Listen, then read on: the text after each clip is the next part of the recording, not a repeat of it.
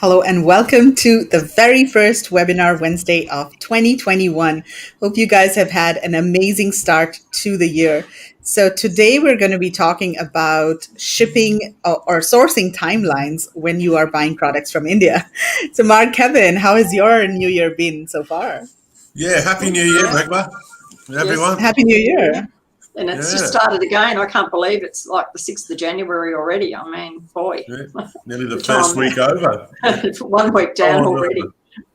I know. I'm just glad 2020 is over. Yes, think a let's lot of people hope are, Megla. 2021 improves very Yes, quickly. let's hope Yeah, so. yeah. Yeah. Well, it's not off to a good start with what's happening in the UK. They're going into another lockdown and everything. So Yeah, no, it doesn't look good, but we've just got to roll with the punches once again. I think it's all we can do. I've got two sisters that live in the UK, and okay. with their families, and they've got quite big sort of families with grandchildren, and one of my sisters, she hasn't seen half of her grandchildren all year because she's been in like a bubble. Because of the different scenarios. So it's not very nice, but anyway, it is what it is, I guess. Yeah, absolutely. So who is with us today? Drop us a hi, hello in the comments.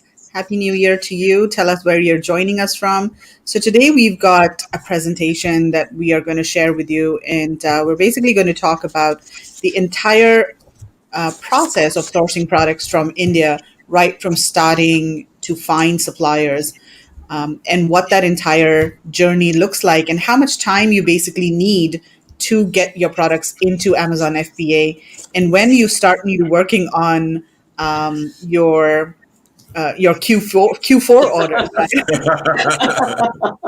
I mean, a lot of people are not going to be thinking about Q4 right now, but now is the time to start thinking about Q4. Okay, so Terry's here with us. Hi, Terry. How are you doing? Hi, Hello, Terry. Terry. Happy New Year.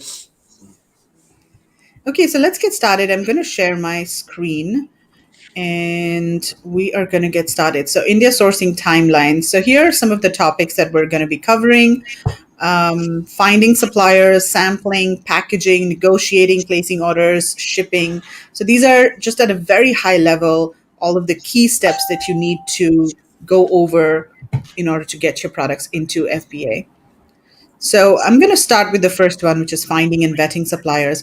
And this, of course, we assume that you've already decided on your product, right, Mark? Exactly, yes. You need to, well and truly, if you're just starting looking for a product, you better get a move on or you won't make Q4.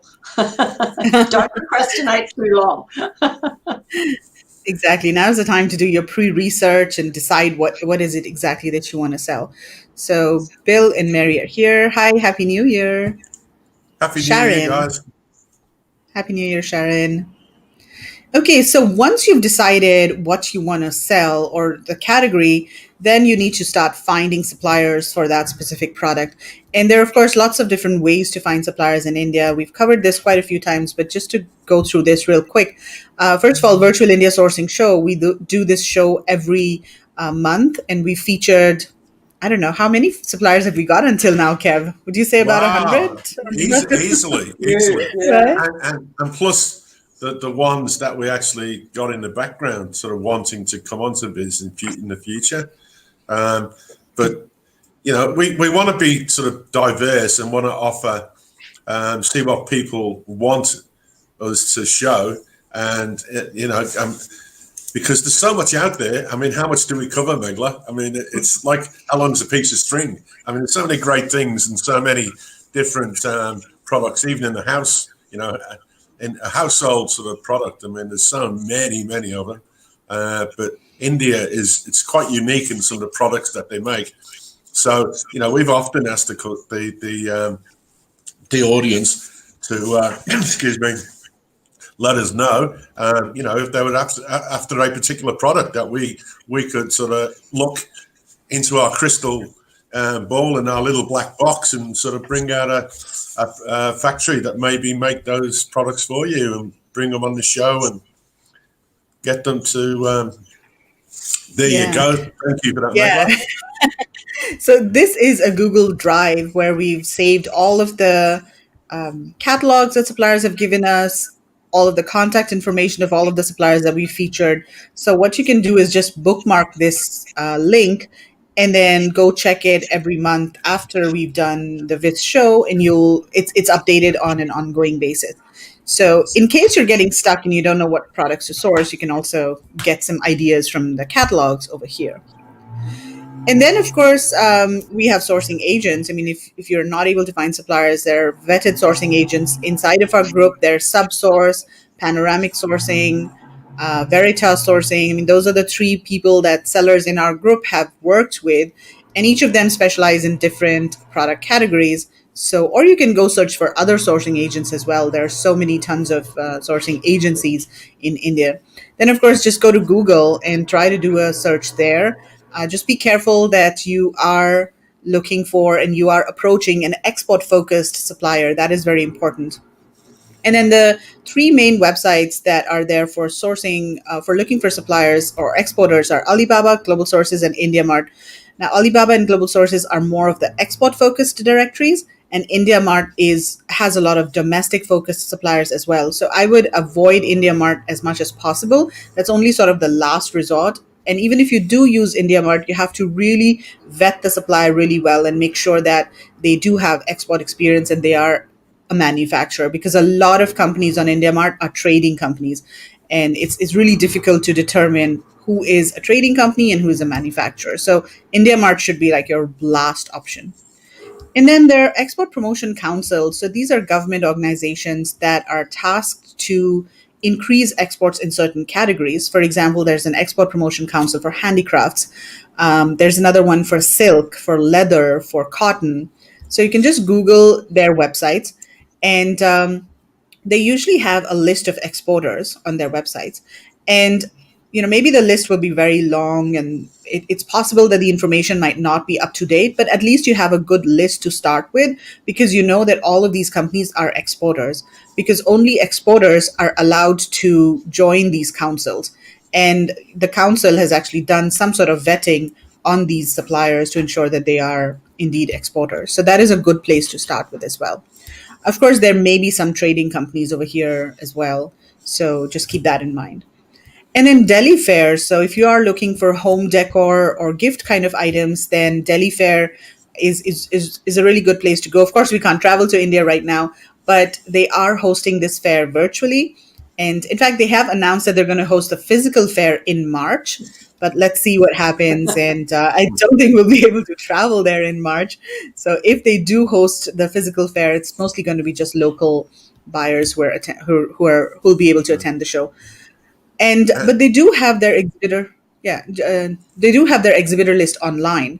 So if you just search for Delhi Fair exhibitor list, you'll be able to get the exhibitor list, and then you can reach those suppliers.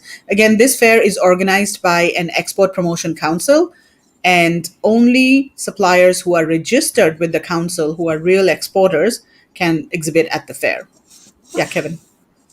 Sorry, Meg. I was just going to add that we now have like sort of RSJ that are in the group now that can, if you wanted them to go and have a look at a factory for any certain certification.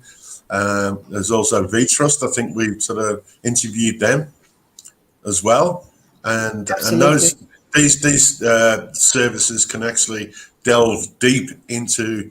If you're going to make a big order, and I mean, I know in our group we do have some, now companies that are, and they must be placing sort of big orders, and so those people are used to finding their way, and they have ways to, make sure that they're dealing with the right people. So, but for the normal sort of person that's come onto the Amazon or online journey, there are people that can assist you. All you got to do is ask.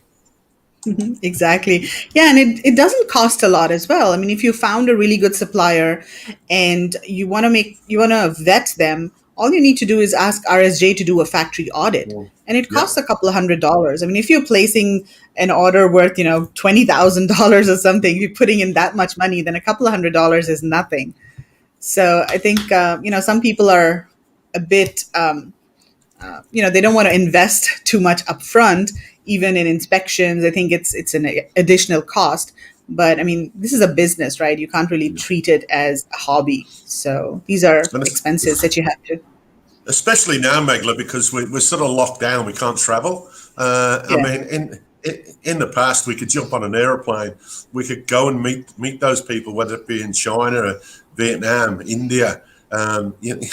Before you went and spent your money, you could actually physically go to a place and check these people out, but it's very hard.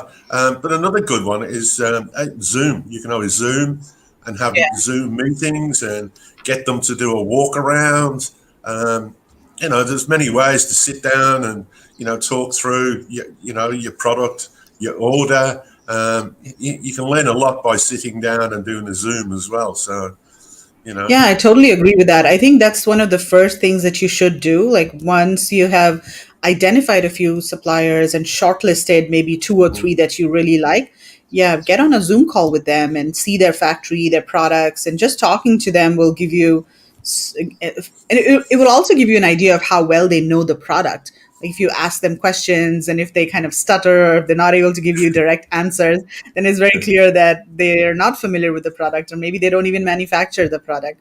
But if they are able to quickly give you a lot of details and maybe even suggestions on how to improve the product or what yeah, materials to use for, different price levels, quality, then you know that, yeah, they are actually specialists in that category. Okay, so let's move on to the next one, which is sampling. So, Margaret. All right, I'll take over here. Yeah, now look, with samples, it depends whether you have found a supplier and because you like something that you've seen on one of our shows or, on sort of the internet, wherever you've found them. It's much easier probably to start with a factory sample than trying to do a custom sample, which customs means you've either a good drawer and you've done it yourself or you've paid someone on Fiverr or Upwork somewhere to actually design that product and get all the specs right. So I think, like a lot of people have gone off and done a custom sample for their first product, but I think probably if you're a little bit nervous, a little bit worried about getting everything right, maybe start with a factory sample for your first one. You can change a factory sample slightly, like you might change the shape of a handle or the color of the trim or something. That's not really making it a custom sample. A custom sample is where you start with nothing and you go, I want to make this shaped whatever. So that's where it can become a little bit tricky to get your ideas to somebody who's then going to be able to interpret those drawings and it's going to look like you want. So that I think is sort of, not easy to do. So if you're going to do that, you really need to make sure all your specs and everything are really, really specific. And like it can be the thickness of the material because you can pick up a piece of metal that's really thin and, maybe you want it for a tray and it's not thick enough. So when you put things on it, it'll bend. So you've got to make sure that all those, specifics are there. You can't just say, and just use metal. You need to say, I want it this thick because I want it to be able to, carry this weight and things. So you've got, a lot of work to do on those. So look, with your samples, I think what I like to do is always get on Zoom. I use Zoom. Most of the suppliers in India will use Zoom. I haven't found too many who don't. And ask them halfway through, the sample, can you show me where you're at? What does it look like? Can we look at the upside down, inside? And can we have a look at all those things? So I think if you do that, don't just say to them, do a sample and send it to me, because you're probably going to be so disappointed because you're saying this and they've got something else in their mind. So I think it's got to be, if you get online, have a look at the sample with them and, get them to put their ruler up and down and, show you, the thickness of the piece of metal, all those things. You can do all that over the internet before you actually get the sample. So once you're pretty happy with the sample, at that point, I would suggest that you get them to send it to you. Now, look, depending on your supplier and depending what the product is, how much work's involved, you may get a free sample. Some of them might say, I'll charge you, I don't know, $50. But if you place an order, you get that money off your order. It just depends. A lot of them, especially if they've got to make a mold or something, they will charge you for a sample, which is fair enough because it's a lot of work. If you're just taking something off the shelf and changing it slightly, they may provide the sample for nothing, but you'll have to pay for the shipping. Now, most of them will say, give me your shipping account or your FedEx account. Now, none of us really have an account.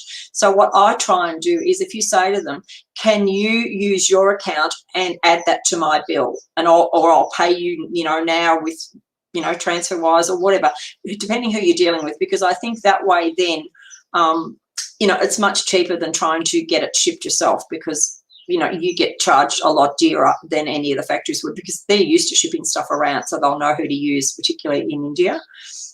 So then I think once you get that sample, if you love it the first time and it's right to go, perfect, you can then do your order. But a lot of times you'll find there's a few little tweaks needed. So then I would get on a call, hold it up with what I've got and go through it all, and then put in writing all the things you aren't happy with that you want changing or modifying. Then when it's finally done, then ask for what we call the golden sample. Now that should be exactly what they start producing. So when you've got that golden sample in your hand, I want it exactly like this. And then you will do your purchase order off that sample, as per that sample. So then you can actually, have exactly what you're getting made. So I think it just depends on everyone's, and look, it depends if you're having something made out of metal or if you're having something made out of cloth. They're all going to be different, because, if you're working in cloth type things, the colour and the dyes will be different. If you're working in metal, it might be the thickness of it or the shape of it. So each particular person might have a different issue, because you can do things like tech packs, where if you're having something like a garment made, you can actually have what they call a tech pack, where you put so many buttons and really intricate things. It's probably, when you're doing something like, I don't know, a metal bowl or something, it's probably not as important. But if you're doing something that's got, zips and buttons and things like that, it might pay you to have a tech pack made up. And we do actually have reference. I think the tech pack is still in our list. Yeah, it should be in our list. What was the name of that company? I think if you was a shop, or you was a buying agent for a store, and you were dealing with sourcing agents, the preferred way is like through a tech pack. So it's it's a document that's adhered to, and so it's I want that, and that's what you get, because that's what you've asked for, and it's all written down. So it's a replica of what's been written down, instead of you get a sample and you look, and how many times do you see people and they say, I got my sample, but it's nothing like what I asked for. But what did you ask for? Yeah. If you got any writing in, on paper, what did you specifically ask for? Could you get that paper and go back to them and say, well, I asked for this. So yeah.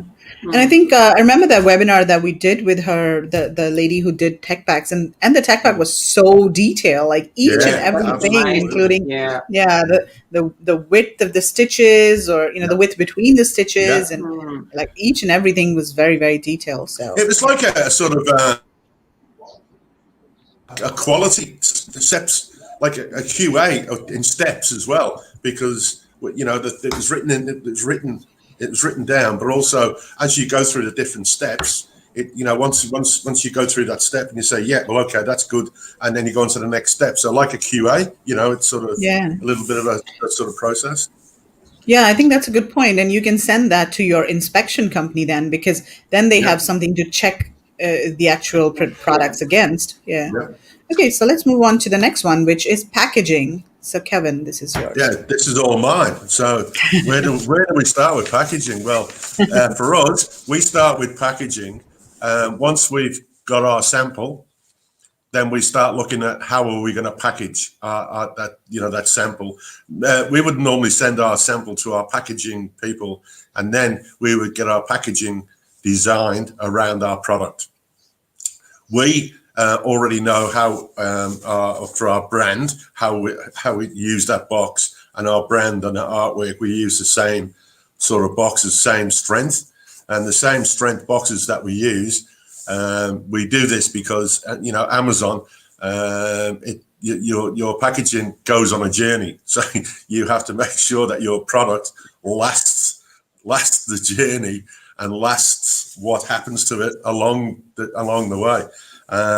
But we've got a couple of guys in a couple of companies now in the group that do packaging, and you can sort of start right from the very beginning by simply sending your product to any of those two that we've got in the group, and they will do the artwork, design your packaging, go through the different strength of the materials, the drop test.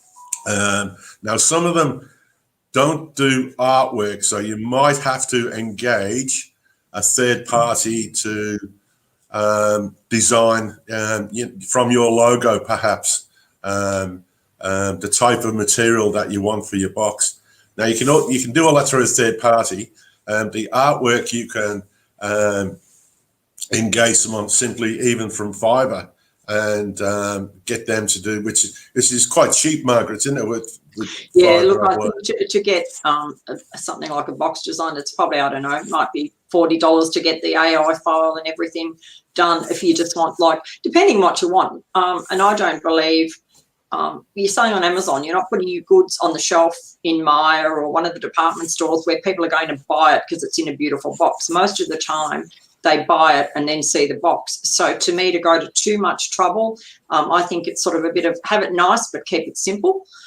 Don't go, doing, gold edged and all beautiful, because most of the time that box is going to go in the bin anyway. So, I mean, most people, unless you're a bit of a collector of boxes, just destroy that box anyway. So I think you've just got to be careful not to overdo it, but, maybe have your logo and have it looking nice. Have a nice logo, maybe a coloured box, depending what it is. If it's for a female, you might make it pink. If it's for a guy, you might do it in more masculine, darker colours or something. You've just got to give it a bit of thought. But my idea, and I think Kevin alluded to it before, we don't change our box, our whole brand. We've got 2 brands, and everything in either brand goes in that branded box. It is basically our brand name written nicely in a coloured box. We've just chosen the colours that suit the products, and that's it. So we don't have to go and pay someone. If we do 10 new products, we don't have to pay 10 times to get that box design and the shape and everything. Like, the shape of the box is just made to fit the product, so it's usually the same box with just a different logo, the size, because they'll resize it. If you've got a rectangle box once and a square on the next, you can just move your logo around on the lid of the box. That way then you're not paying out all that money, and into the bargain, if people buy 2 or 3 of your products, hey, they think you're a really big business because they're getting this box that looks just like the last box they got last month, and they start to recognise you. It's a bit like some of the bigger, homeware suppliers here in Australia. If you go in, you know what their boxes look like because they might have just their, 2 initials or something on the outside of the box. So you become recognised, and I think it makes you look more professional than, just keeping on chopping and changing and having a black box this time and a white box and a different sort of logo. You're really not branding yourself as such. So, and I just think, to me, there's not enough money in this. You've got to try and save every 5-10 cents you can along the way, and this is a good saving by not redoing your box. One of the other things, Mark, we sort of found along the way too, you can spend a lot of money on a box, and a box is if you've got a really expensive product, fantastic. You want your box to represent what your product is. But we've seen people who sort of spend more money on their box than they do for the product, and it sort of doesn't sort of gel right.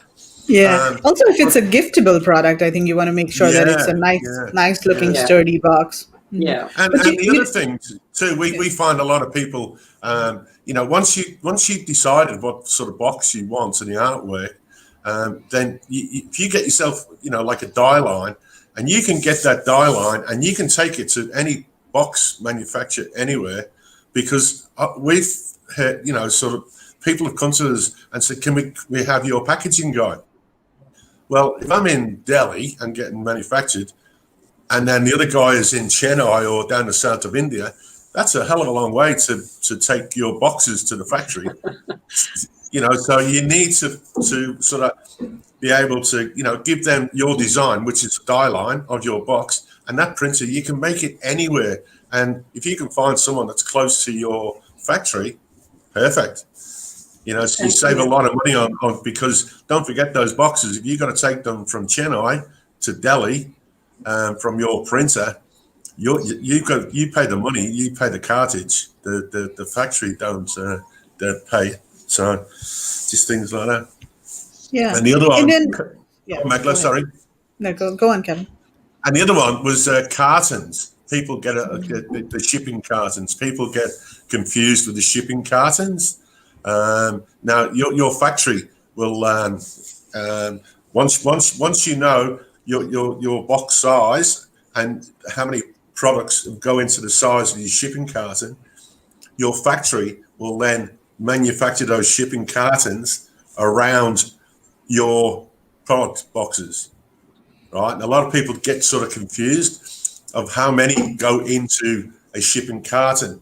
Well, once you get those dimensions, Margaret, you can probably take over and probably explain better than me there. Yeah, well, look, what I'll do is we'll just step back a little bit here because we've got standard size of a packaging box, and probably something we should have covered back in samples is if you're making a product and it's going to be about 18 inches long, try and make it 17 and a half because it can keep its standard size, because on the screen we have here standard size is 18 inches by 14 inches by 8 inches.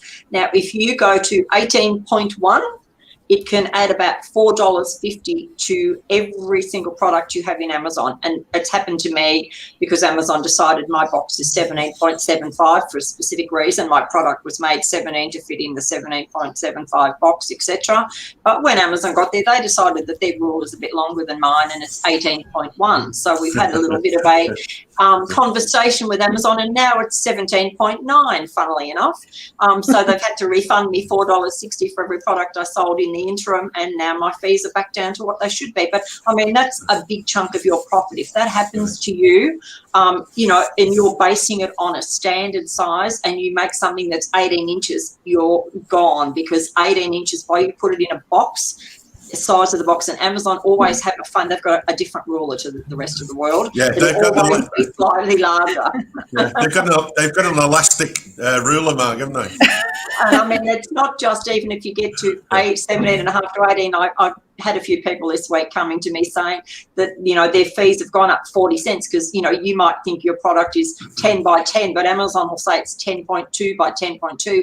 That can be another 50 cents. And I mean, obviously their staff are probably, trained to make it a bit bigger than a bit smaller, because you can imagine overall the stock in Amazon, how much extra profit that is for them by that little 0.2 on everything. So I think you've just got to be mindful if you're designing a product. Look, it's not always possible. We do have one oversized product that's 19 and a half inches or something, because it just didn't work. And we knew that, and I had to build it into my costs. So I think that's something that, going back to your, designing your product, if possible, don't make it 18. Try and make it a little bit less so you can fit it into the standard size and save yourself about $4.50. Then when it comes to the boxing, so you've always got to make sure that your package is under those dimensions. And I mean, at least 0.2 of an inch at least, because they're going to definitely go over that. And then what will happen is your manufacturer will decide how many he can fit into a carton. Now, your maximum carton can only be 25 inches by 25 inches by 25 inches. But look, cartons might vary. We have some that are only 12 inches by 10, because it depends on the weight of what's going in them, the shape. So sometimes we have 8 in a box, into a carton. We might have 12, we might have 4. Some of them we've got 24 if they're a really small product. So that is usually the manufacturer. If he's used to exporting, he will know how to do that. He will know what sort of he'll put into a carton. And I don't get involved and say, I want 12, I want 10. I let him tell me how he's going to package them, because they've got them there. They know what they're doing. So just always make sure, if they're new to Amazon, that they know the 25, 25, 25 rule, because if it goes to Amazon and it's in more than 25 by 25, 25, it won't get past the door. The gatekeeper will throw it back at you. So I think that's something that, and that's why we like using people who deal with Amazon all the time, because that way then you don't get caught out. If you go to a manufacturer who's never dealt with Amazon before, you've got to take control of a lot of this, and you've got to double check that all these things are done correctly, because that way then it can be a bit of a nightmare for you. And then also, what about the weight? The weight of the shipping carton, it shouldn't be more than 30. Is that £50, I think it is, isn't it? So that's 30 Yeah, kilos, something like that. right? Yeah. I'll have a look, but I think I'm pretty sure it's £50. Yeah. But yeah, so it's quite, but I mean, unless you've got a really, really heavy product, that usually doesn't come into play very often. Like that's, if you're only putting 12 or something in it max. Because if I could just sort of go over that thing, being export, Mark, so some of them don't understand what shipping marks even have to go on your shipping carton, or because the shipping carton, you can have breakable or don't leave in the rain, and the shipping marks that go on the outside of the shipping carton, the box. Yeah. So we've already put, I think that's in our file somewhere. I've seen that up in the Viz as well. So I think that is something that is probably something else I'm thinking of what people get confused on and come to me about is with your shipping carton.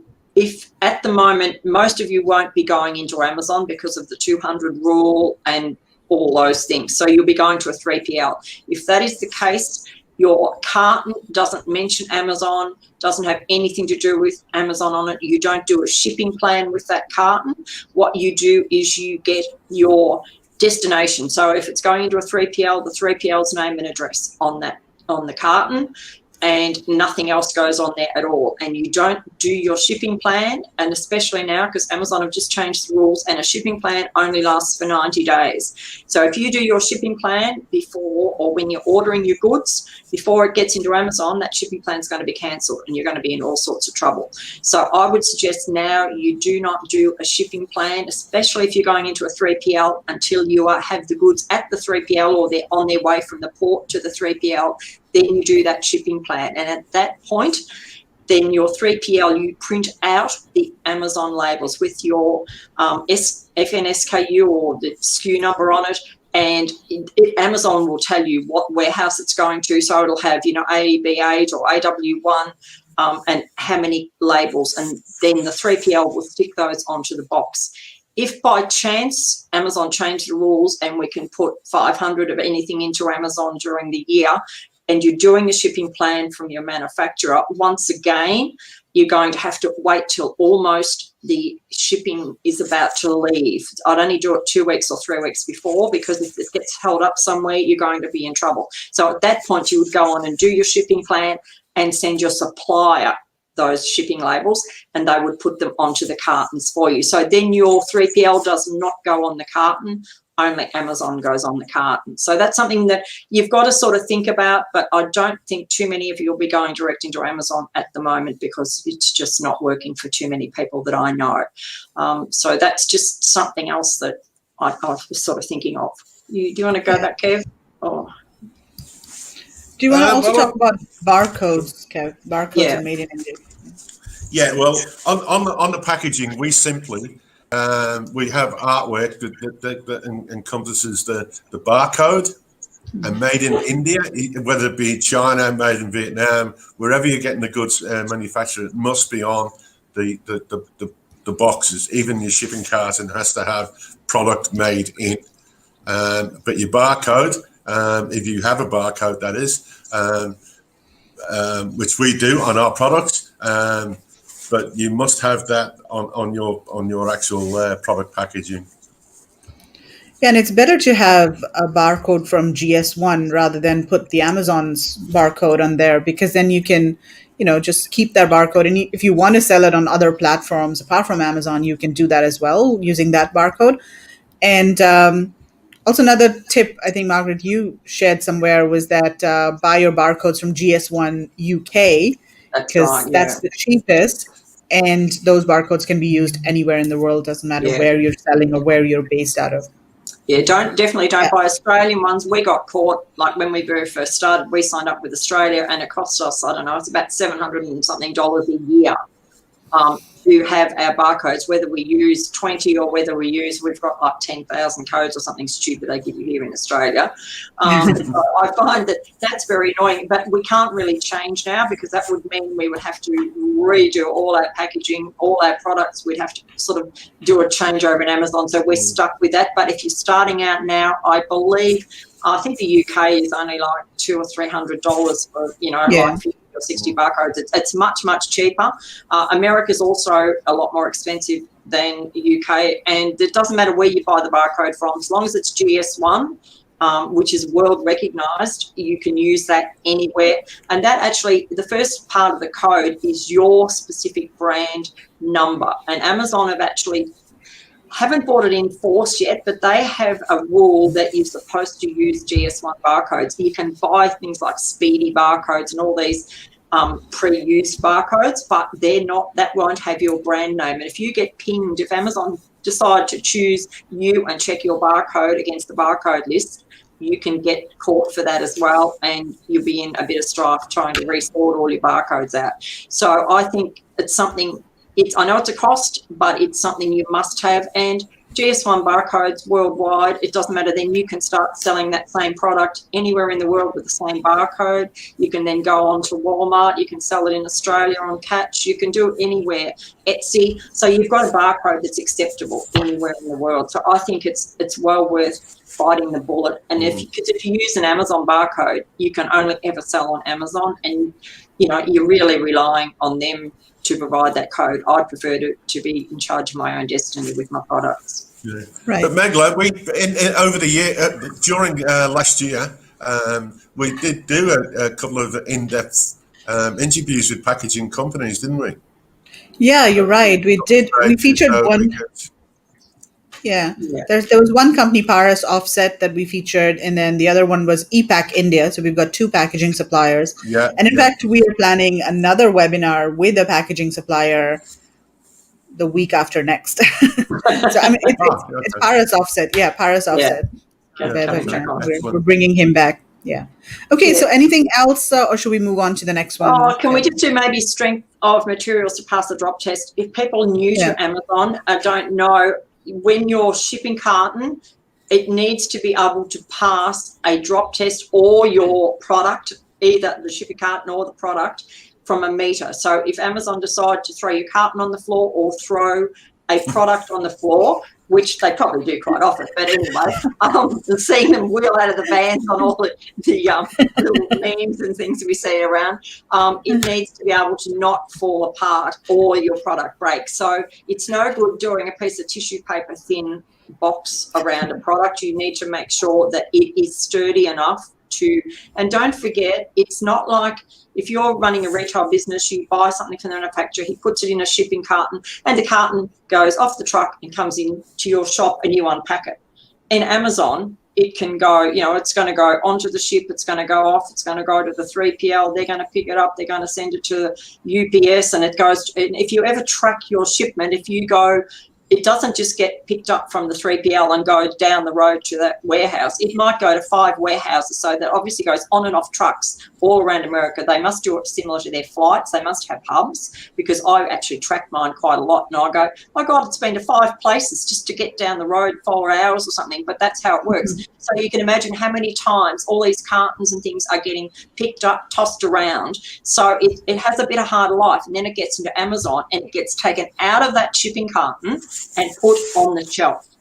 So your beautiful gift box is now sitting on a shelf, all thrown in with a lot of others, probably in hopefully a neat stack. But then somebody will come and pick that up, and then they're going to put it gently into another bigger carton with lots of air, plastic bubbles around it, and give it to a courier driver who's going to then throw it in his van and throw it out the window as he goes past the customer's house. So that product's going to have a big life. It's not like it's going into a shop. So, look, it's probably not that bad on every product, but I have seen some videos where, you do see the guys don't sort of treat them all that well. So you just got to think about that when you're even putting the internal packaging on your product, which is like another sort of scenario, but, if you're doing a glass or a coffee mug, you don't want to just put it in a bit of tissue paper. You want to have it in some Eva foam or something that's going to hold it and protect it, because it's not just a simple movement from one thing to the other. So just something that's worth probably spending, an extra 50 cents on if you're doing something breakable is some Eva foam, or there's the manufacturers. And that's another thing I think too, we've probably over sort of stepped here, that if you've got a fairly big manufacturer, most of them will have a relationship with a box supplier somewhere along the way. So there's nothing stopping you saying to the manufacturer, do you have a box supplier? Because if they're working together, he's probably down the road, and then you can get your supplier and him to try the box together and all that. So it makes that a lot easier for you, and you mightn't have to ship everything around so much. So it's another option if you, depending who you're dealing with, ask them, do they have someone who they can suggest? And you can get a price off them, you can get a price off one of the guys out of our group. Just different ways of doing it. So that's another thing you can look at. One of the materials that people do like is core flute, because core flute is like a sort of cardboard, but it's a sort of bouncy. And you can get it in 2 and 3 sort of ply, and I think even thicker in some instances. So that's an option. A bit sturdier. Yeah. Okay, so let's move on to the next one, which is negotiating and placing your order. So, Margaret, do you want to take this one?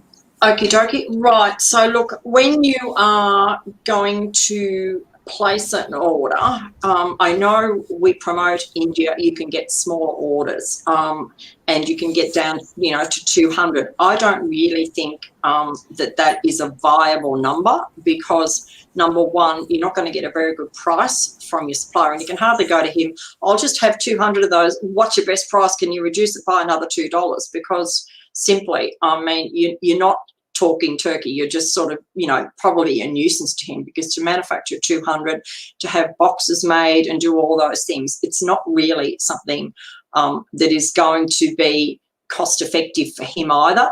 And I think you'll find usually with most of the suppliers, they will take your product in your price. Usually when we get a price from our supplier, it is what we call FOB, which means that it is on board to the ship. So if with us in particular, we're at Moorabradad, and if people don't know, down to the port at Mumbai, it's like 4 days transport. I think it's like in Australia from here to Perth. It's quite a distance.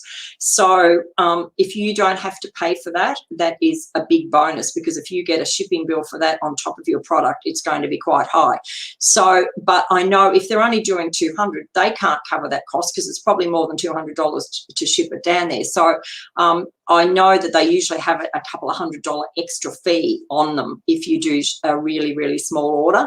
But if you start, doing, even, 500, and another option is maybe do 250 or 300 of 2 different products. That way then you can negotiate, because you're actually giving them work, and you might be able to say, if I do this now, and if this is successful, I'll come back to you, and my next order is going to be 800 of each or something. That way then you've got something to come back and negotiate. So can you do a better price if I go ahead? If this works, can we talk? Can we get a better price? But you've also got to remember, I don't like negotiating too much and asking for something to be made really cheaply, because I know in China, you say to someone in China, can you have it for $2? Yeah, certainly. And your piece of plastic's now so thin that it's a piece of paper, because they'll just give you less materials and your quality goes down. So you've still got it's all right saving $1, but in the whole scheme of Amazon, to save $1 on a product, I think your product is probably pretty important that it be quality.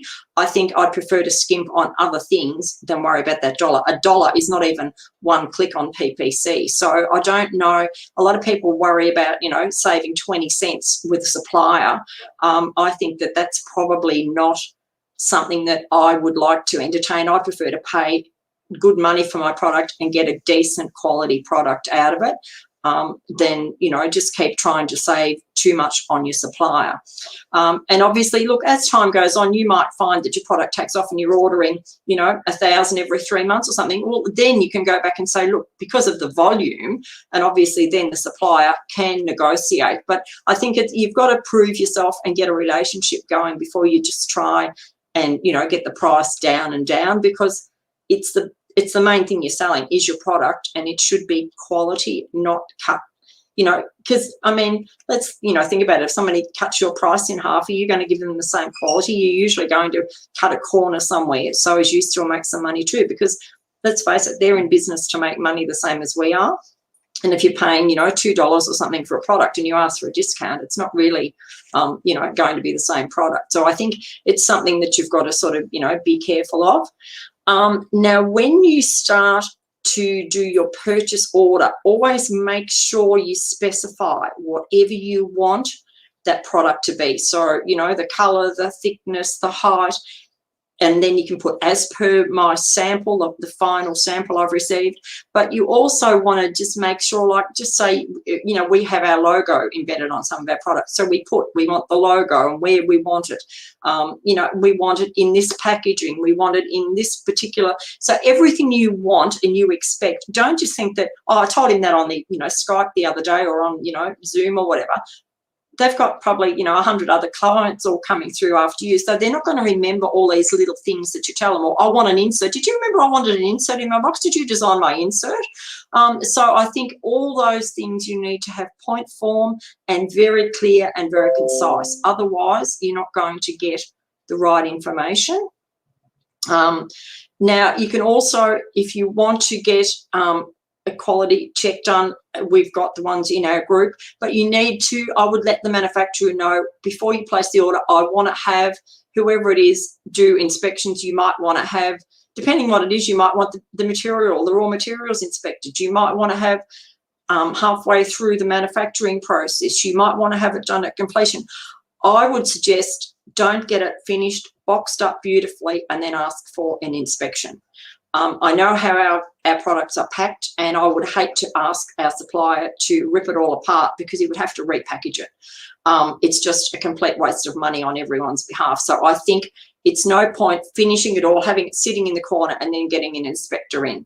He needs to come and look at it virtually when it's ready to be packaged and see how it's packaged, but you don't want it all completely finished off because, a lot of ours are like wrapped in, like, I can't believe it, brown paper, then some tissue paper, or the other way around, and then it might be, each little piece might be in a plastic bag, and then it's all put together, and then it's in another tray or holder thing, and then it's got more plastic around it and more paper. So if I then ask them to check what's in there, it's probably going to take the guy, 5 minutes to unpack everyone to look at it. So I think you've got to give a bit of thought to that and don't just leave it till the last minute and go, oh, now I want to do an inspection. So you've got to plan it, and you've got to plan at what point you want the inspection done. You can probably get it done at two points. Maybe you can get most of the products done before they're packaged and just get a final packaging check done on some of them at the very end if you want. So, but and look, I don't know, most of them, I think they were about $200, wasn't it? $250 for to, I think, from memory.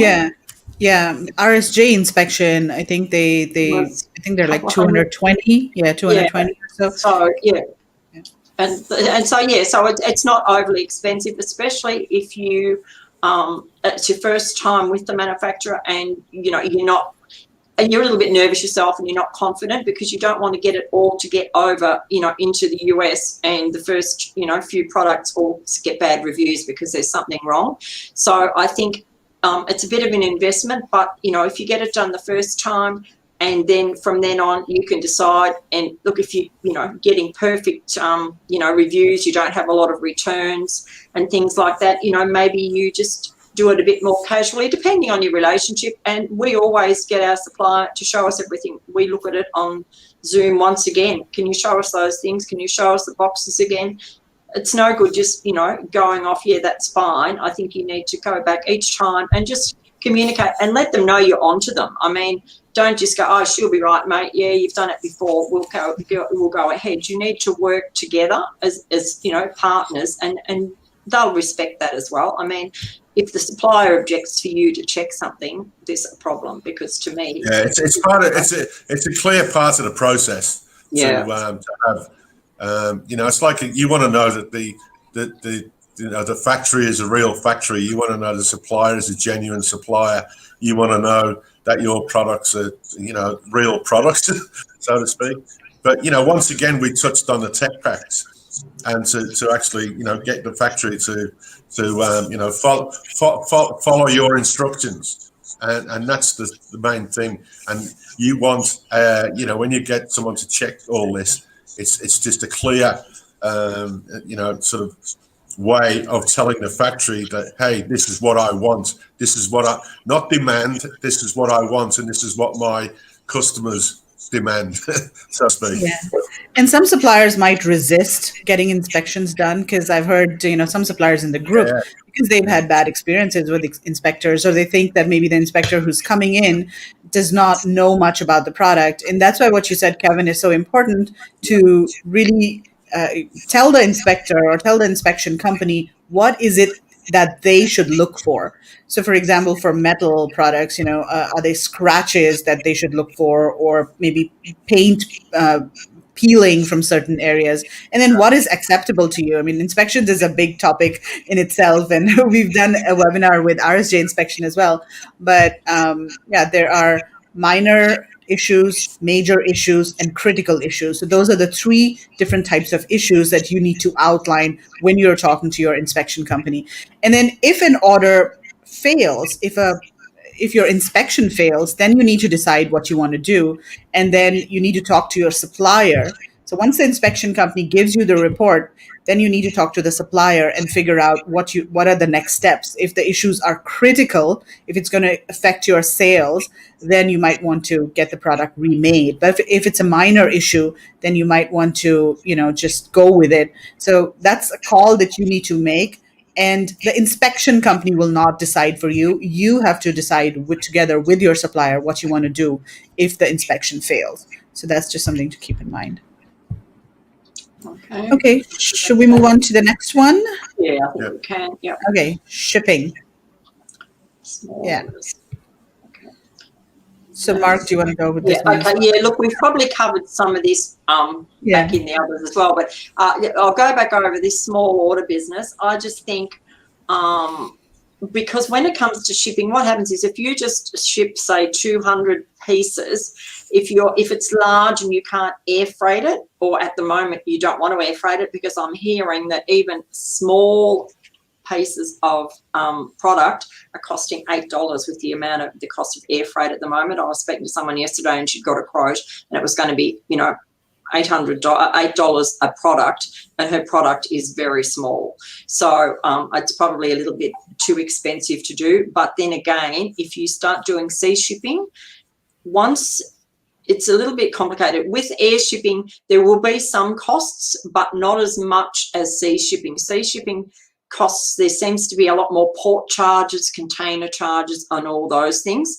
So when you're doing a larger shipment, I like to do minimum of 1,500 pieces in my shipments before I tend to make my order bigger and order a few more things than do a small order, because the cost involved in sea shipping is about, it's like an $800 fee, because you pay, look, there's paperwork to get it through the port at India, there's customs clearances, there's container cleaning, there's container fees, there's other fees in America. And I've gone through with Shamiska and looked at my invoices, and it costs about $800, whether you have a small shipment or a big shipment. They're just like paperwork fees, I suppose you could say. And if you do insurance again, so that $800, so if you order 200 products, you've got to put that $800. So before you start, how much, there's $4 extra on your product before you start. So if you start shipping, say 500 or 600 products even at a time, you're spreading that $800 out a lot more and reducing that down to about $1. So I think I tried to say to people, but people are a little bit nervous, I think, when you're doing your first product and you think, I don't want to spend, I don't want to do 200. You're going into business. Honestly, when you take on Amazon, you're not taking on a hobby here, you're going into business. And you find me a business anywhere in the world that you can open up under $10,000. I mean, I can't even think a lawn mowing guy joins a franchise. His franchise fees and all the equipment he needs is going to be more than $10,000, and he's got no customers. I mean, you guys are coming in, you're getting a product, you've got millions of customers waiting for that product. So to me, I think you need to bite the bullet and spend a little bit more money And in the end, you're going to save yourself money. I've got a lot of people who in the last year did small orders for Q4 and they're all out of stock now, and now they've got to wait for 4 months to get more stock in. So, I mean, I think if they'd have, I suppose they're not confident, but I think, you know, if you've done your research, you've done your figures, you know the sales volumes, you know all the details. There's no guarantee everything's going to sell, but if it's a decent product, a decent quality, and all of that, you know, work out when you look at all the different, you know, sales volume, search volume, all those things, competing sort of competitors. If you're confident all that's right, I'd be inclined to either bite the bullet and do 2 products and order, say, 300 minimum of each, or 1 product and order a much bigger amount. You're always going to have it there to sell down the track, so you're not going to be out of stock for, you know, 4 or 5 months, because people now who are just going, oh, I haven't got any stock left, and now everyone's going to be trying to order stock now, so all the suppliers are going to be busy again, because everyone's, you know, going, oh, I need stock and I need it in a hurry, and by the time you ship it over, you know, you're down the, you know, the track about 4 months. So, you know, on all that hard work, you've paid the PPC, you've got it selling, you're on a roll, and then it's, you know, a lot harder to resurrect that product and get it going again. So I think for the shipping cost alone, but also just for the rest of the whole Amazon deal, I think it's worth biting the bullet, being confident. And I know sometimes it might work out that you don't have a successful product. Like we bought from China, you know, in the thousands with products, and they weren't all that successful, and it took us ages to sell them. But that was a cost of doing business. We learned. We didn't know what we were doing at the time. We're talking quite a few years ago when we started. The information wasn't even there to help you with your product research that is around nowadays. There weren't all the great programs. So I think, you know, you've just got to bite the bullet and grin and bear it if it doesn't work. But I think a lot of people are just ordering too few, and anybody who orders 100 products and thinks that they're going to get anywhere, by you get them into Amazon, you can't even afford to run PPC, because the PPC is going to be more than $100 in the first week. So you're just throwing money down the drain, and you're going to rank it, you're going to sell it, but what have you got left? Nothing. So I think you've just got to be a little bit more confident with that, and you're going to save a fortune on shipping. And as you go along, you will learn all the costs of shipping, and hopefully once COVID sort of improves and airlines are back, but the way, you know, America and Europe are going at the moment, the airlines probably aren't going to be up in the next 6 months. So air shipping is going to still stay very, very high. So the cost is going to be, you know, sea shipping's also gone up because there's a bigger demand. So at the moment, whatever we do is costly, but I think sea shipping is much more economical. And most of my products, if I send 1,500, I usually can get my products through, and they're not oversized, but they're not tiny products. We haven't got any really small products. They usually cost me around about $2 a product to ship from India into New York. And that includes my duty and everything else into a 3PL. So, but if you're doing 200, you're costing you $8. So, you know, that's a lot of margin you've got to try and make up. Now, Amazon versus 3PL, we've sort of touched on that. At the moment, there's really no Amazon unless you're a very privileged seller who's got an unlimited sort of, you know, amount of product they can put in. But most of you will have a limit of 200 items for any one SKU. I don't think there's many people that have got new products that have got less than that. And I don't know, look, the storage limit has changed at the moment, that they've gone back to unlimited for a lot of us. That's an unknown quantity, and this could all change again in 3 months. So at the moment, I think you all need to get yourself a 3PL and have an account with them. So if you need to put goods in, you have a space, because if this goes on all year and Amazon don't want us putting product in, 3PLs are going to be like gold, because, you know, especially I think being from India at the moment, we're all going into New York, which is probably something I haven't told everyone. If you're buying goods out of India, it goes from Mumbai and we go into New York, because the ship goes the opposite way, whereas it would go from China. So it'll go actually up through the Malacca Strait, around the bottom of Europe and across to New York. It takes about 21 days to 25, depending which ship you get on. So that way it is quite good. And then you put into a 3PL on the New York side. Now, at the moment, we have a great 3PL. His service is phenomenal. I can't speak highly enough because every order I've put in, I send him my labels like now, and at midnight I'll get a message, got your labels, and in the morning, been picked up. They pick the goods the same day, label them, and UPS pick them up. They've got a depot around the corner and they pick them up that afternoon at 4:30. So I find his service has been fantastic, and at the moment he's made room for us.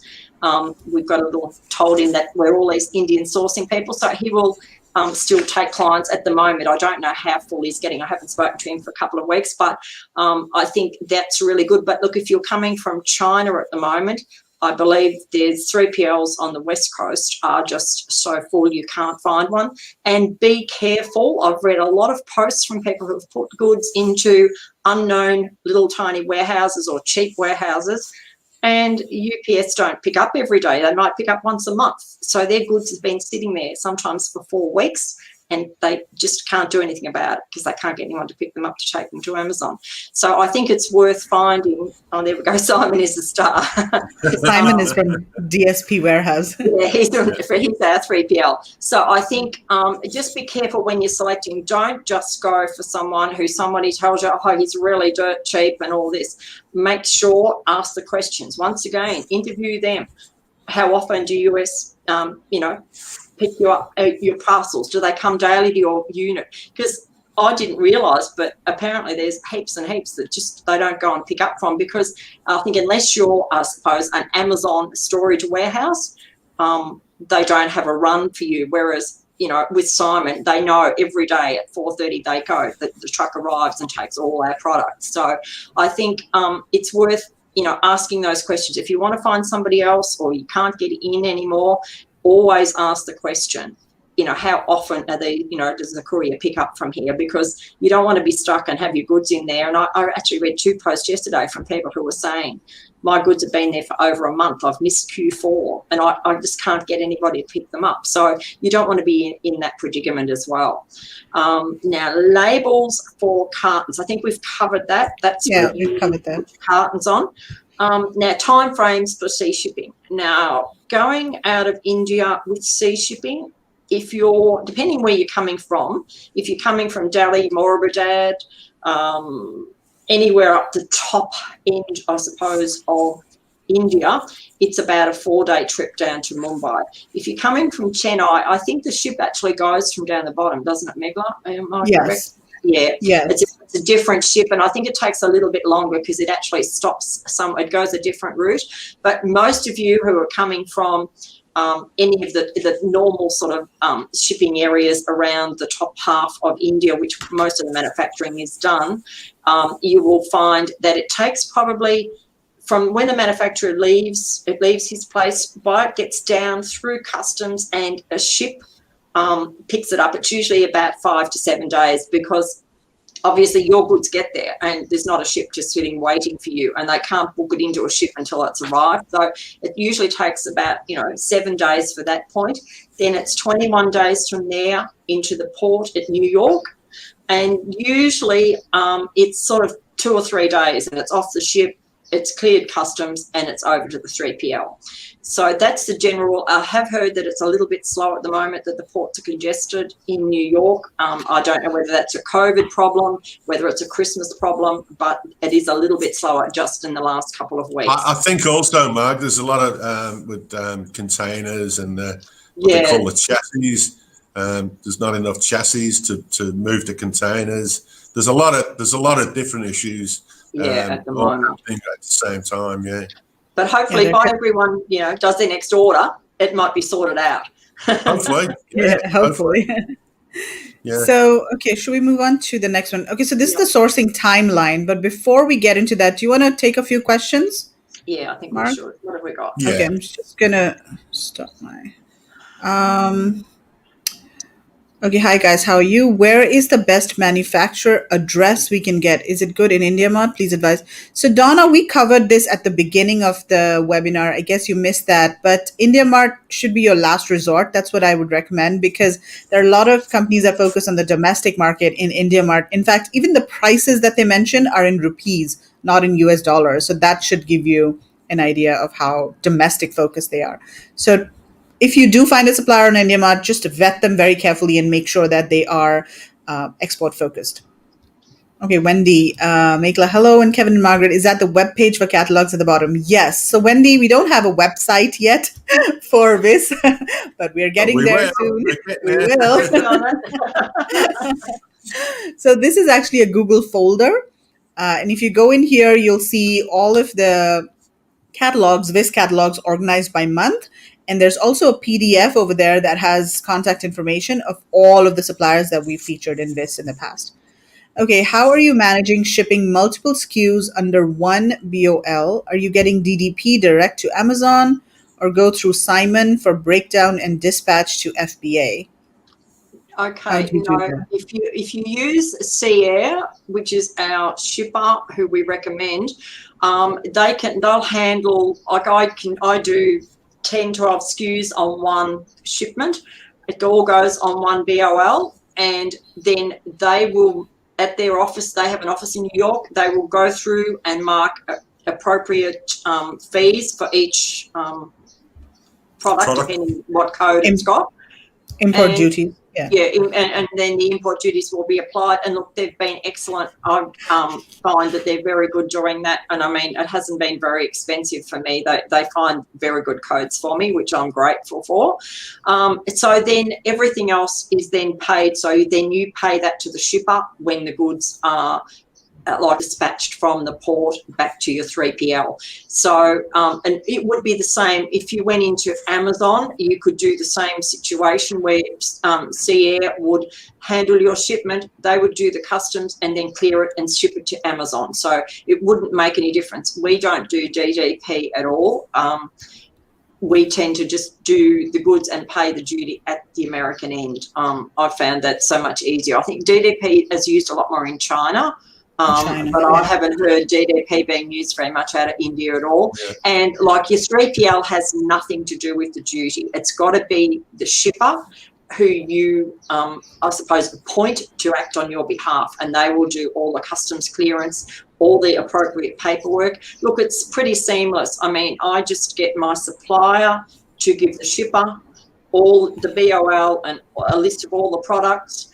It goes through, they take it through the customs, they will put all the codes on it, they will send it to you to check you're happy with it. At that point, the customs duty gets paid and you get the bill for the customs duty and the shipping, and the goods are then dispatched either into Amazon or into your 3PL, whichever way you're working. Okay, so Stephen is asking, any thoughts or experience in terms of packaging box requirements for FBM versus FBA? Are 3PL requirements typically the same? I had a comment that my flute mailer type box might need another box too if FBM. Oh yeah, it will. Yeah. Yep. Yeah, when you're doing FBM, it's exactly the same as doing FBA. Amazon FBA never, or I don't believe should ever, send your product out in its box, like its gift box, because number one, they've got to stick stickers and labels on it for the courier service. So when you're dealing with FBA, it goes into an Amazon, and you've seen the Amazon Prime boxes everywhere. They have the Prime, and it's a bigger box, and it usually has bubbles in it or plastic stuff, whatever they, choose to pack it. Exactly the same process is required for FBM. You cannot just ship from a 3PL warehouse and ask them to send that product out. How are they going to put a label on it? So you've got a beautiful gift box and it's going to have a big sticker stuck all over it. It needs to go into the same type of a carton. So you need to pay that. That's another cost of doing FBM. You need to pay the warehouse to pack it in a carton for you and with appropriate, packaging around that product in the carton. Once again, it's going on to UPS. It's going to be thrown around exactly the same. So the process is no different, except you're supplying the box and you're supplying the packaging, and it's up to you to make sure it's packaged correctly. So Mark, if you were doing FBM from your own sort of warehouse, or your own garage, you'd still package it up again, wouldn't you? Oh yeah, definitely. You would never Yeah, ever send it. I mean, think about it. If you get a parcel from eBay or anyone, you never really get the parcel on its own. It's either in a plastic satchel, it's in a box. I mean, depending, we're not saying everything has to go in a box. If you've got, I don't know, a cushion, you might just put it in a thick plastic bag. It might not go in a cardboard carton. It might go in a really thick plastic sort of an envelope, like an Australia Post, a post package thing. But you've got to decide that, and you've got to organise, that yourself. If you're doing FBM, it's up to you. When FBM is the same, if you're doing it out of your garage at home, you're doing FBM. So they're all up to you, and it's your responsibility to make sure that it doesn't get damaged on the way. So, it's another cost. So you've got to think about, if you're doing FBM, you've got, quite a few costs involved that you've got to pay for. So FBA is a lot cheaper, I believe. Right. So Andrew is saying, sounds like CR can do much more than I was aware of. Yes, Andrew, and CR is absolutely amazing. Samiksha is just amazing. And I'm going to flash her email address over here just for everybody, in case you want to ship products from India to the US. And once again, Megla, we've actually featured Shamishka on one of the webinars. Andrew, just reach out to Shamishka. He knows this business inside out. Yeah, absolutely. Bill is asking, sorry for the dumb question, what is BOL? That's bill of lading. Yeah, which you would have got from Ayush, because I know you're dealing with Ayush, and you would get them from any supplier, and it's a paper, piece of paperwork, and it says you're the consignee and who's the shipper and who's the manufacturer and what you're shipping. It's just a terminology for a piece of paper. Yeah. So Andrew said, I have product in customs at New Jersey right now, still waiting clearance since ship arrived 28 December. Yeah, that's what we're hearing. Everybody, whether the product from China or India. Whose ship arrived from India in, I think, the 24th. That's so exciting. Okay, Payman, awesome presentation, loving it. How is the quality of leather from India? It is absolutely fantastic, Payman. Haven't you been watching this, Payman? What is going on? The last guy we did leather, what was his name? Ryan International. Right. Wow. Did you see the bags that guy had? I mean, they even have their own tannery, don't they? Yeah, absolutely. So Payman, you have to look at all of the catalogs. Go to this URL, Payman, this Google Drive, and look for the catalogs of November. November. And I believe, Megla, didn't we do STC International, which they do a lot of European. They make a lot of stuff for the European market. Let's test our memory. Who was the next one? Let's test our memories. Who was the next one? And they had some really good handbags. And you girls were swooning over the handbags that this guy had. I can't remember his name. I can't remember the name. But STC from Calcutta. STC, I remember they were from Calcutta, and they had really advanced machines in their factory. I remember seeing photos of their factory, and they were producing very high-end bags. But it's like we had one at the beginning of the year, one in the middle of the year, and then we had one at the end of the year. So, Payman, you're going to have to go searching, my friend. Are they animal made or non-animal made leathers? As far as I know, they're all animal made. And I'm not sure about vegan leathers. I guess you're referring to that. I think I have seen vegan leathers from India too, Payman. So definitely take a look at that. And there are different types of leather products from India. So first of all, there's all the fashion accessories products. So bags and jackets, belts, gloves. That's another thing. Sporting products as well. And then the other category is equestrian products. So saddles, and pet products like dog leashes and all of that stuff, but a lot of equestrian products. And the production hub for that is in the north. There's a city called Kanpur where there are all of these different suppliers. And then there's also leather shoes. So there are two main production hubs for shoes. One is Chennai in the south, and then there is Agra in the north. So different types of leather. And in fact, when we went to India sourcing trip last year, we actually visited a leather production factory, and they were making all of these high-end leather jackets and all. Yeah, they did. And when we were at the factory, Megla, I do recall someone seeing the brand. Yeah, wasn't it? It's Italian brand or something, right? Yeah, well, they were trying to hide the brand. Yeah, They knew we were visiting. They were trying to hide the sort of brand, and then someone spotted the brand, and they knew the brand because it was a top European brand. But it was fantastic watching that, how they sort of stitch and the machinery they had, and it was a good tour. Yeah. So what about sourcing in Pakistan? Yes, Andrew. So Pakistan is also good in certain categories. Leather is definitely one category. And then there's also a lot of fabric-based products, apparel, textiles, sporting products, certain things like, cricket bats and golf clubs and not golf clubs, the wooden baseball bats. So mostly wooden sporting products. Andrew, we're still trying to get a visa for Megla to get over the border.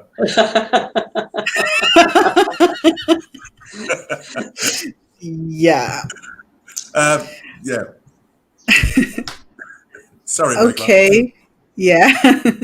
Yeah. Let's see what else. Do we have any other questions? We've just got here confirming. So shipping time from India supplier to US warehouse is around 30 days. It should be, without the hold up that we've got at the ports at the moment, it should be in 30 days. So it should be like, 5 to 7 down to the port, on the ship for 21 and off in a couple of days. And look, most of the time out of New York, I usually find, even if you're going to Amazon, not to a 3PL, you tend to be given a BE8 or Hazel Township, which is only about 3 or 4 hours up the road. So it's only, 1 or 2 days land transport at max.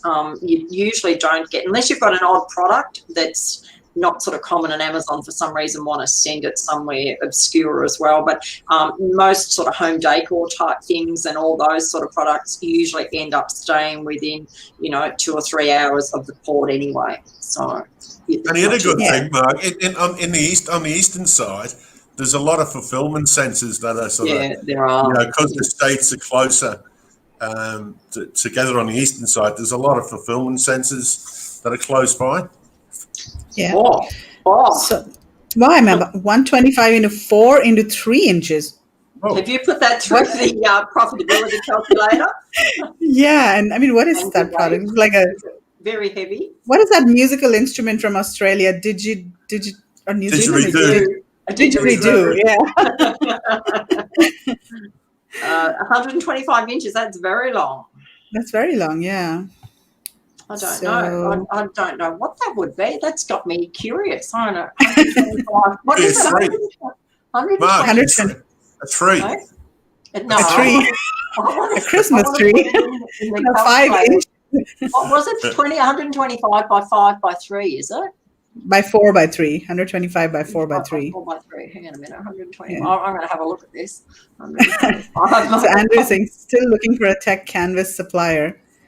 So for canvas, I mean, it depends on what product you're looking for, but we do have canvas bags and backpacks. Yeah. So just put a thing in the group, Andrew, and sort of looking for recommendations, and I'm sure like Anant, and who else? Rajat could sort of probably. Yes, Rajat. Hanos. Yeah. So Mark, Stephen is saying it's very light. Should be 40% margin plus. Haha. So how much does it weigh? So if I put in a pound, 1 Stephen? pound. Let's wait for him to reply. Oh. I hope in the calculator. Because my calculator is coming up with $137. Oh my gosh. $137. 125 inches by 4 inches by 3 inches, weighing 1 pound. Amazon's calculator is telling me $137 fee because it's called special oversize. Wow. Whoa. Well, Stephen, I hope your product is priced over, like, I don't know, $700 or something. Ping me later if you want to talk about that, because I've just put it through just the basic calculator, and that's the fee I'm coming up with, because 125 inches is that's different, isn't it? It's something like, yeah. Well, I'm just trying to work out how many feet 125 inches is. I'm sorry, Yeah. but it's 60. So it's about, my God, it's about. It's centimeters, he's saying, not inches. Oh, not Ah. God's sake. Wow. I was having a heart attack for him. 125 centimeters is more like. Yeah. We all went for the inches there, didn't we? Yeah, Well, we did. We only talk in inches in America now. So it's 49 inches. It's still not going to be cheap. So 49 inches by, oh God, what's 4 centimeters? How many? I've got a rule with me, man. Yeah, I have. 4 centimeters is 1.5 inches. 1.5. Well, I'll just do this really rough by 1. Oh, yeah, it's only $8.26 or something. That's better. That's much better. Stephen, Jeff Bezos would be able to retire from me. My God, because 125 inches, I'm going, my God. That's much better. I'm happy. I was having a heart attack for him. Okay, Andrew, I've made contact with the nose, but options would be good. So yes, maybe a query. Yes, definitely do a post in the group and, see what we come up with. There are lots of suppliers that we've interviewed recently that do fabrics and, bags and other things. So there's certainly some options there for him anyway. Yeah. So hi, Megla and company. What you can recommend for a legit and trusted supplier or manufacturer for pets niche in India is that in the VIS catalog. So it depends on what type of product you're looking for. If you're looking for metal and wooden products like pet bowls or, pet beds, or even if you're looking for cushions or mats for pet beds, you would be able to find those. But collars and leads. Collars, leads. Yeah. So it depends. Different manufacturers. Yeah. Once again, Donna, put a recommendation out in the group and see if one of someone will come back to you, because there's people in the don't forget, in our Facebook page, the factory owners are actually in the group, and so if they can see that, they can tag them and they'll come back to you. So absolutely, put it out there. Yeah. And I'm just going to really quick share the contact details PDF with everybody over here. So this is the PDF that you will find in this link at the bottom, bit.ly link that is scrolling at the bottom. So once you click on that PDF, then basically it's a list of all of the suppliers that we've interviewed since April. So, and it's categorized by month. So this first page here is all of the suppliers that we featured in April. And you also have links to the video. So we do this on 2 days every month. So if you click here, it'll take you to the day 1 video. And then here is a link to all of the catalogs. And then there's this table for each month. And then here's a company name, contact person, email address, WhatsApp, website, and then their key products. So like here, you can see bags and jewelry, coir, rubber, cotton doormats, metal and home wall decor, metal and home decor. And then this is again for April and then day 2. So here are more metal home furnishings, metal cremation urns, metal wooden games and globes, jute and cotton bags. So you can also just do a search in this document to see if you can, maybe find the keyword of the product that you're looking for. So if you do a search for pet, there. So this is one company, JJ Overseas. Oh no, that's PET rugs. Sorry. I think Megla, there. RK Impex products. Megla, yes. The JJ Overseas. I think. Yeah. Is that Himanshu? Yes. Didn't he say that he does offers? He does dog beds. He makes dog beds, sort of cushion type for the dog beds. So that's uncanny that it went to pet because of the PET. And I think that there was someone else in Morabadad that did some pet stuff as well. Yeah, there's quite a so few that's with the dog beds and yeah. things. Yeah. So yeah, and then you have, just reach out to the companies over here. So this is, for example, this is for September over here, and you can watch the videos, download catalogs. So this is the entire catalog for I mean, entire all the contact details of all the suppliers that we featured. So definitely check that out. Okay, any updates on how 5P are coping? Yeah, so Andrew, we actually had a conversation with them, and we told them. I mean, it was just an email conversation. We haven't had a meeting. They were very apologetic, and they were saying that we're so sorry we couldn't deal with the buyers, and we've been getting a lot of inquiries, a lot of orders, and we are now expanding our factory and adding more employees, and we really want to work with your group and everything. So, yeah, Andrew, try to reach out to them again, and see if they're able to respond to you faster than previously. But yeah, I think they're just struggling because they're a small company and they're getting too many inquiries and orders. I mean, not only from us, but otherwise they are just getting too many inquiries. I think that's the main problem. But we featured another fabric supplier, Andrew, if you want to reach out to them. What was the name of that company? Fabric Craft? Craft and Weave. Craft and Weave. Yeah. They did a lot of good, very beautiful fabrics. So, Andrew, if you are interested in those kinds of fabrics, then reach out to this other company, Craft and Weave. We interviewed them in either October or November. They're pretty good. Yeah. I think it was the last one we did then, Mengla. That's right, November. Yeah. November, yeah. Right. I talk in centimeters with the supplier, inches with packaging, coming so confusing. Oh my God, Stephen, be careful. Please don't mix them up. Otherwise, you're going to get a weird packaging, weird box. And certainly, if you're going into the US, you've got to ship into the US. Keep talking inches, my friend. What are people experiencing with manufacturing delays due to COVID in India right now? Well, actually, I spoke to my manufacturer the day before yesterday and said to him, how are we going? Because I've got to do another order. And he said that all his workers are back and they're sort of in full production at the moment. So they're in Morabadad, so I'm assuming all of Morabadad is going okay.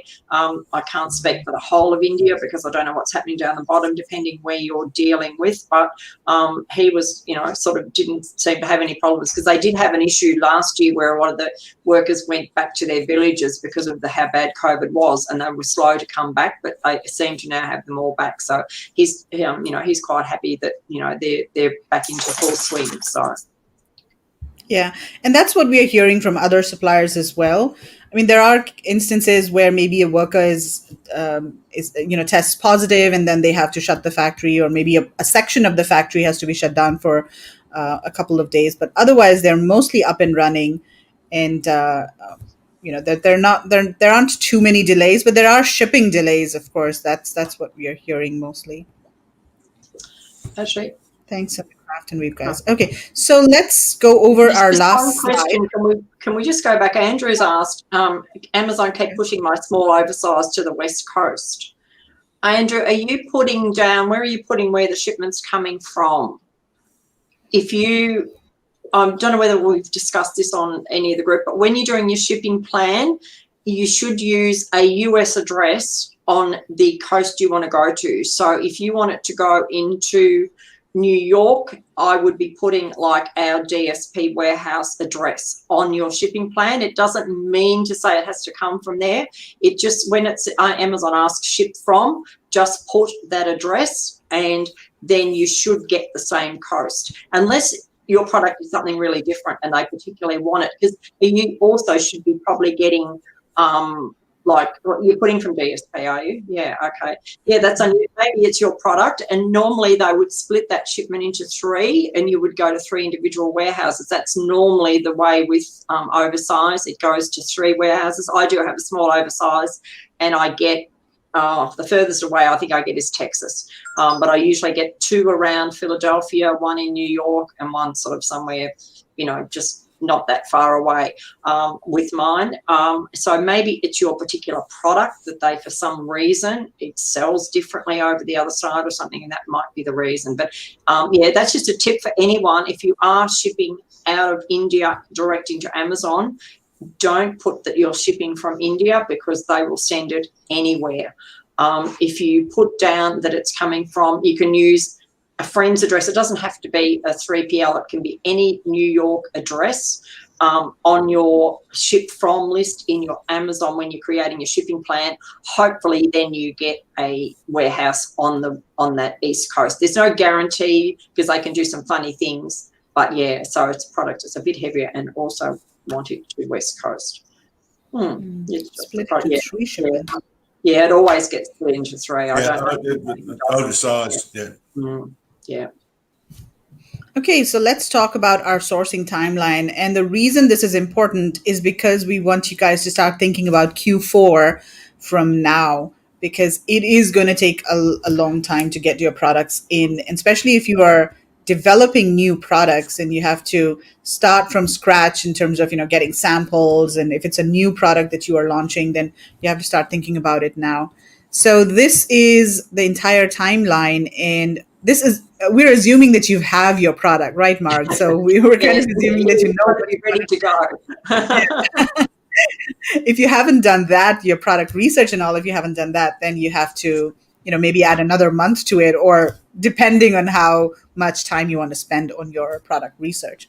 So do you want to go through the steps, Mark? Yeah, look, I think finding and vetting, a month is probably, like, we've done this trying to give you, I'd suppose this is the best case scenario, because if you're finding and vetting a supplier, you might, depends how quick you work on these things. I mean, you've got to be like, get a bull by the horns and go for it, because to find and vet a supplier in a month and get a sample done is almost, asking a lot, because the manufacturer's not sitting there waiting for you to send some dimensions over and he's going to stop production of the whole factory and make your one sample. So, you've got to slot into their time frame. So, I mean, usually a sample will take, 2+ weeks, depending what it's made of, once again, what work's involved, if it needs some sort of mold or, some special, if it's going to be out of fabric and they don't have the fabric in stock. I mean, there's lots of different things. So that can take easily a month, can take up to 2 months, especially when you're starting off vetting a supplier. Then come February, now production, once again, depends what it is, but if it's, say, made out of metal or something like that, or a lot of the fabrics, I would imagine it will take anywhere from 8 to 12 weeks minimum to get manufactured. Once again, don't think they're just waiting for your order. They've probably got orders already in. So, if you send an order today, they're not going to start making it tomorrow morning. You've got to fit into the production line and the different things, and there's different processes. I mean, we've been to our factory and we see how they work. So I know that, that there might be polishing. And I mean, if there's 20 other people all having polishing done, I'm not going to just walk into that room and they're going to do my things that day. So you've got to fit into that sort of production. So I think if you allow 12 weeks, unless you've, you might ring a manufacturer up or speak to them and they might say, I can do that in 8 weeks, or I can do that in 6. Might depend what you're getting made, but general rule of thumb, for most of my products, I would allow, and even on a rerun, because all our stuff is rerun, I'm still allowing 12 weeks to be sure and to make sure it happens. Whilst you're doing that, as soon as you place your order with the manufacturer, I suggest you start working with your packaging guy, because he needs to work on how he's going to package the product, do the dye lines, make up the packaging, and test the product in it. So you need to have that underway sort of, I suppose, running along side by side with your production. So when the products are finished, the boxes are ready. And also at that point, they need to be working on your shipping cartons. So you need to just jog their memory, you will do my shipping cartons. Because if, I don't have to say that to my manufacturer, because he knows, he does it all the time now, because it's part of their process, because they only do export. If you're doing only export, most of them will know they need to design a shipping carton for you. You can put your own marks on it, but if you're starting off with somebody new, and especially if they say, oh, we're just starting to export, that's where you're going to really have to drive them along with all those because they'll come back to you if they're not really familiar with that process. They'll come back to you at that time that they want the the information from you, and then it could be a week that you've lost in that process, going backwards and forwards with any type of designs or shipping marks that you may want, or getting the PDFs to the guys, or whatever. So sorry, mate. That's all right. Yeah, no. And then if you want an inspection done, so as the products are nearing, to be ready to be packed, you've obviously got to allow some time for your inspection, or you might have an inspection in the middle of April, just as things are virtually all, sitting ready to be packaged, or however you decide with your manufacturer to do that. So then we're up to early May. So then we've just discussed it's at least 30 days to get down to the port, to get into FBA. So you're looking at early June. So we're talking at minimum 5 months, and that's the best. Now, I would say, as myself, and we've got all our boxes designed, we're not changing anything on my next order, and I'm about to give them an order, and I'm expecting it probably not to be in until middle of May anyway. I'm not that's my plan in my mind, that, hey, if it gets in early May, it's a bonus, but allowing for that time. So if you're new and you're designing your box, you're designing your product, you're finding your supplier, it's really time now to start. If you want to be in for Q4, you really want to be heading into Amazon by October. Ahead of the game. You want to be ahead of the game, Mark, don't you? Yeah. Well, exactly. And it's no good thinking, oh, yeah, I've got exactly 8 months or whatever it's going to be. We don't know where COVID's going this year. We don't know, India, China, wherever it can be in the world, could get hit with COVID again. The shipping, it's an unknown quantity. So I think you need to have a little bit of time up your sleeve. So to me, if you're starting to look for a new product and you want to be live for Q4, if it's going to be a Christmassy type gift, you really need to be working hard at it now. And I would want to think that you would have an order placed at the very latest by, mid-March, is going to be really cutting it fine for Q4, and knowing all the unknowns that are going to happen. So I think that, that's something. And the other thing is, if you are doing a summer product, you're probably too late, because summer in America is sort of May, June, July, August. So if you're doing, I don't know, stuff for out on the barbecue, or, anything that's, more of a typical summer product, you probably really need to have that into Amazon early May to get in and get the summer sales, because that's when it will all take off. So I think, unless you're, got production going and you know what you're doing and you're just reordering, yes, you'll be fine for summer. But if you're just starting out, I think you'll probably be halfway through summer. That's why when you go into the big chain stores and you've got winter and summer clothes, and it seems odd sometimes, because we go in the summertime, and we can't sort of, when you get on that edge where it's a difference between winter clothes and summer clothes. Yeah. It's because the way the seasons change, and obviously they source at like way beforehand, and so it's the seasons is sort of well behind sometimes. Yeah, and even like talking about Q4, you might be doing, I don't know, winter products. You might be doing, I don't know, fire tongs or fire tools, or something that they use in the winter in America. So once again, you want that in October for Q4 when it starts to get cold. So you've just got to think about what you're selling. And the other thing is, you've got to pre-plan. It's no good thinking, right, I'm going to do an order now and it's going to get in there for Q4 and I'm only going to order 300 or 400.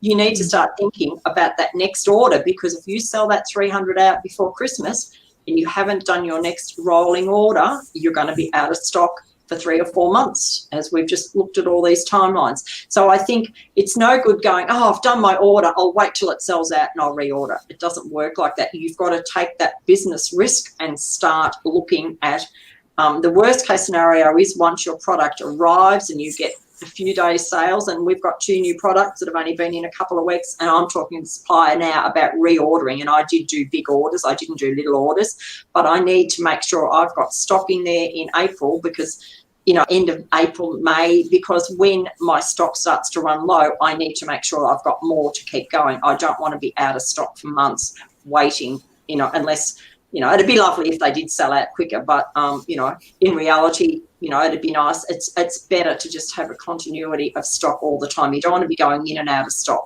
It's not really good, for your rankings and your PPC you've got to spend. So I think, you've got to think all the time ahead and, think about, well, as Kevin just said, you go into any of the chain stores and they've got next winter's clothes coming in now. Like they didn't order that yesterday. They ordered that 6 months ago. Yeah, that's so, right. so you've got to be ahead of the game. It's no good doing an order, sitting back, when that sold out, I'll order another one, or the week before, I'm getting low on product. You need to bite the bullet. You're in business, bite the bullet, do your next order, unless, you're so unconfident. Now, to me, if you're that unconfident it's not going to work, you shouldn't have done it in the first place. I mean, if you don't think your product at all is going to sell and you're not confident you're going to be able to sell those items, you've only got a couple of hundred, I don't think you should have done it in the first place. So you need to make sure you've got the right product before you start doing the commitment, and then and to me now, we'll just do rolling orders probably every 3 months right through. So I'll make sure I've got another order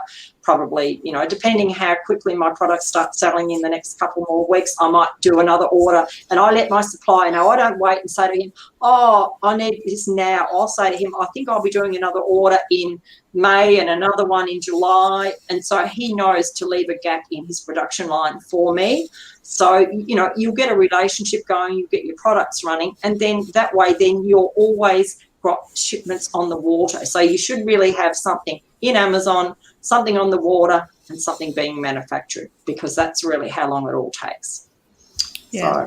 And I think that's a very good point that you made, Mark, that you want to talk to your supplier about future orders and sort of give them an idea of how much you will be ordering in the whole year, in fact. And that allows them also to place orders for raw materials, because they've got to buy their wood and metal and all of those things. And sometimes, and especially nowadays, I'm hearing that there are shortages of some of the materials, especially wood. And also I think in terms of helping the supplier to place orders for raw materials, that's really important as well. And that will in the long term just help shorten the timeline a bit.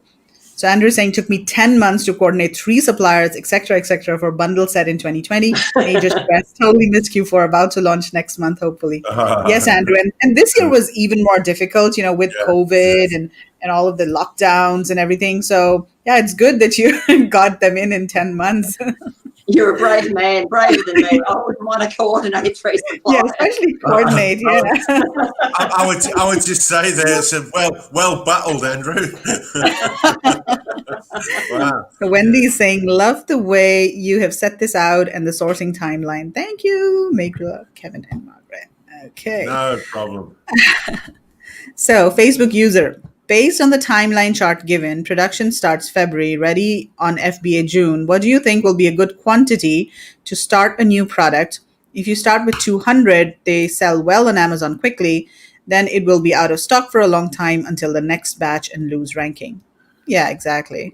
Yeah, that's what I'm saying. I don't believe you should start with 200. I think you need to, bite the bullet and do probably, 400 or something. Look, it depends on the product, depends on the cost, and you've got to obviously have the cash to do it. But you shouldn't be starting this game if you haven't got enough cash to do. But the other side of it, if people haven't done their due diligence and haven't researched keywords and haven't, and sort of, don't know if that product's going to sell, or have, second thoughts that product's not going to sell, then obviously you've got to be positive. Yes, you've got to be positive about what you're doing.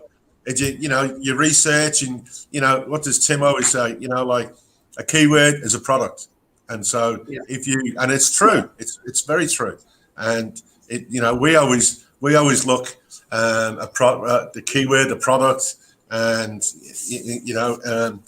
and how that product is going to sort of sell. And if it doesn't look like it's going to sell, then sorry, move on.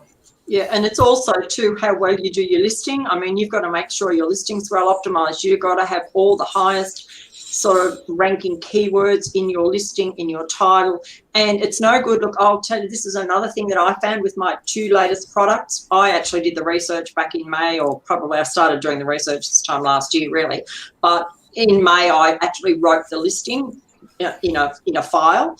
And I actually, as with the shipment was getting closer to going into America, I went back and a lot of the keywords had changed. So I actually half rewrote my listing again because I found that there was a lot better search volume for keywords that I didn't have in my headline that I had further down, and vice versa. So you'll find that just because you look at it today, it doesn't mean to say that that is, you know, the way it is. It might be seasonal, it might be just anything. It could have been COVID last year. I have no idea why the search volumes changed. And once again, I'm looking now and some of my search volumes on my products are different again. So it's not set and forget. You've got to just always adjust your, you know, listing. So even if you go live with 200 or 300 and they're not selling that well, maybe either go to someone and get someone to look at your listing, get a bit of help, check your keyword volumes, check the sales volumes on the keywords and see maybe there's some better keywords you can put into that listing, and that can be the difference. Or it can be an image. You might have a crappy main image that isn't selling your product very well, or you mightn't have good images. Once again, if you're into this business, you need to be trademarked, you need to have brand registry so you can have your enhanced brand content and write all the good things about your product, more keywords in behind that. And once again, set up your storefront so you look professional, so people can find your product lots of ways and you look like you are a really good business and professional. And I think that a lot of that helps you. If you just willy-nilly stick up an unbranded product with no work, oh, here we go. Robin's been out of stock. Bite the bullet. Bite the bullet. That sounds good. Robin's run out of product, and she's got to wait quite a few months. So she thinks that she should have listened to me before. Sandra thing, you have no idea. Actually, so I think that's what you need to do, though, is work on your listing. If it's not selling, it doesn't mean to say in the first week if it doesn't sell well. Maybe you're using the wrong keywords for your PPC. Maybe you might be trying to do the highest service keyword and it might be too expensive and you mightn't be bidding enough. There's lots of reasons. So don't just give up in that first month. Work on it. Go to someone, get some help. There's a lot of people out there who can look at your listing and maybe just rewrite it, help you swap an image around, do something. I mean, I've heard people say they changed one image or they've changed 5 words and all of a sudden they've got a star product where they had crappy sales before. So you've got to really not just give up. It's a bit of a science in all this, and there's science in the PPC, there's science in writing your listing.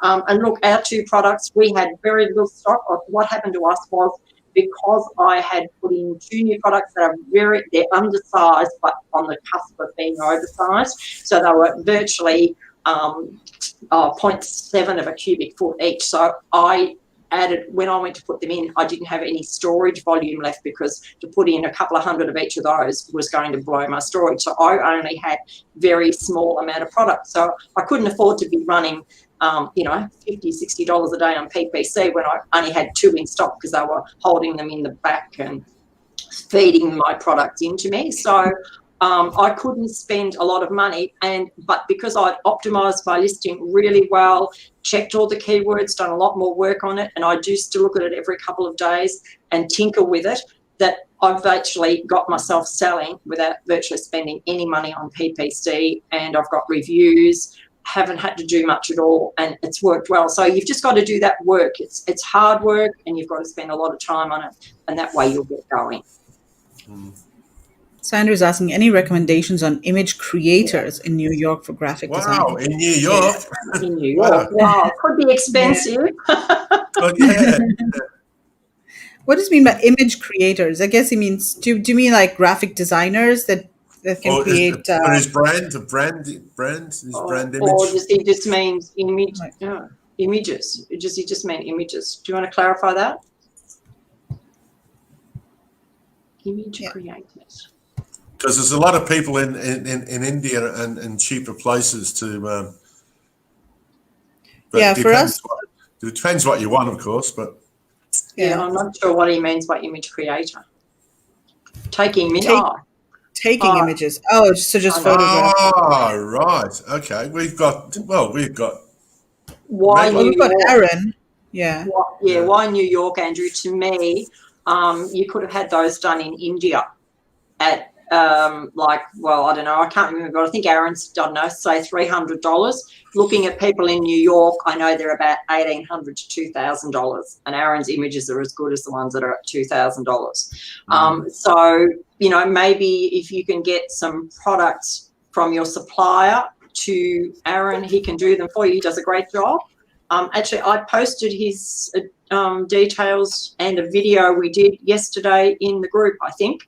If you go back into a post yesterday. I think Aaron's done some great photos for people in the group now, hasn't he? Yeah, he does. He does good photos. Yeah.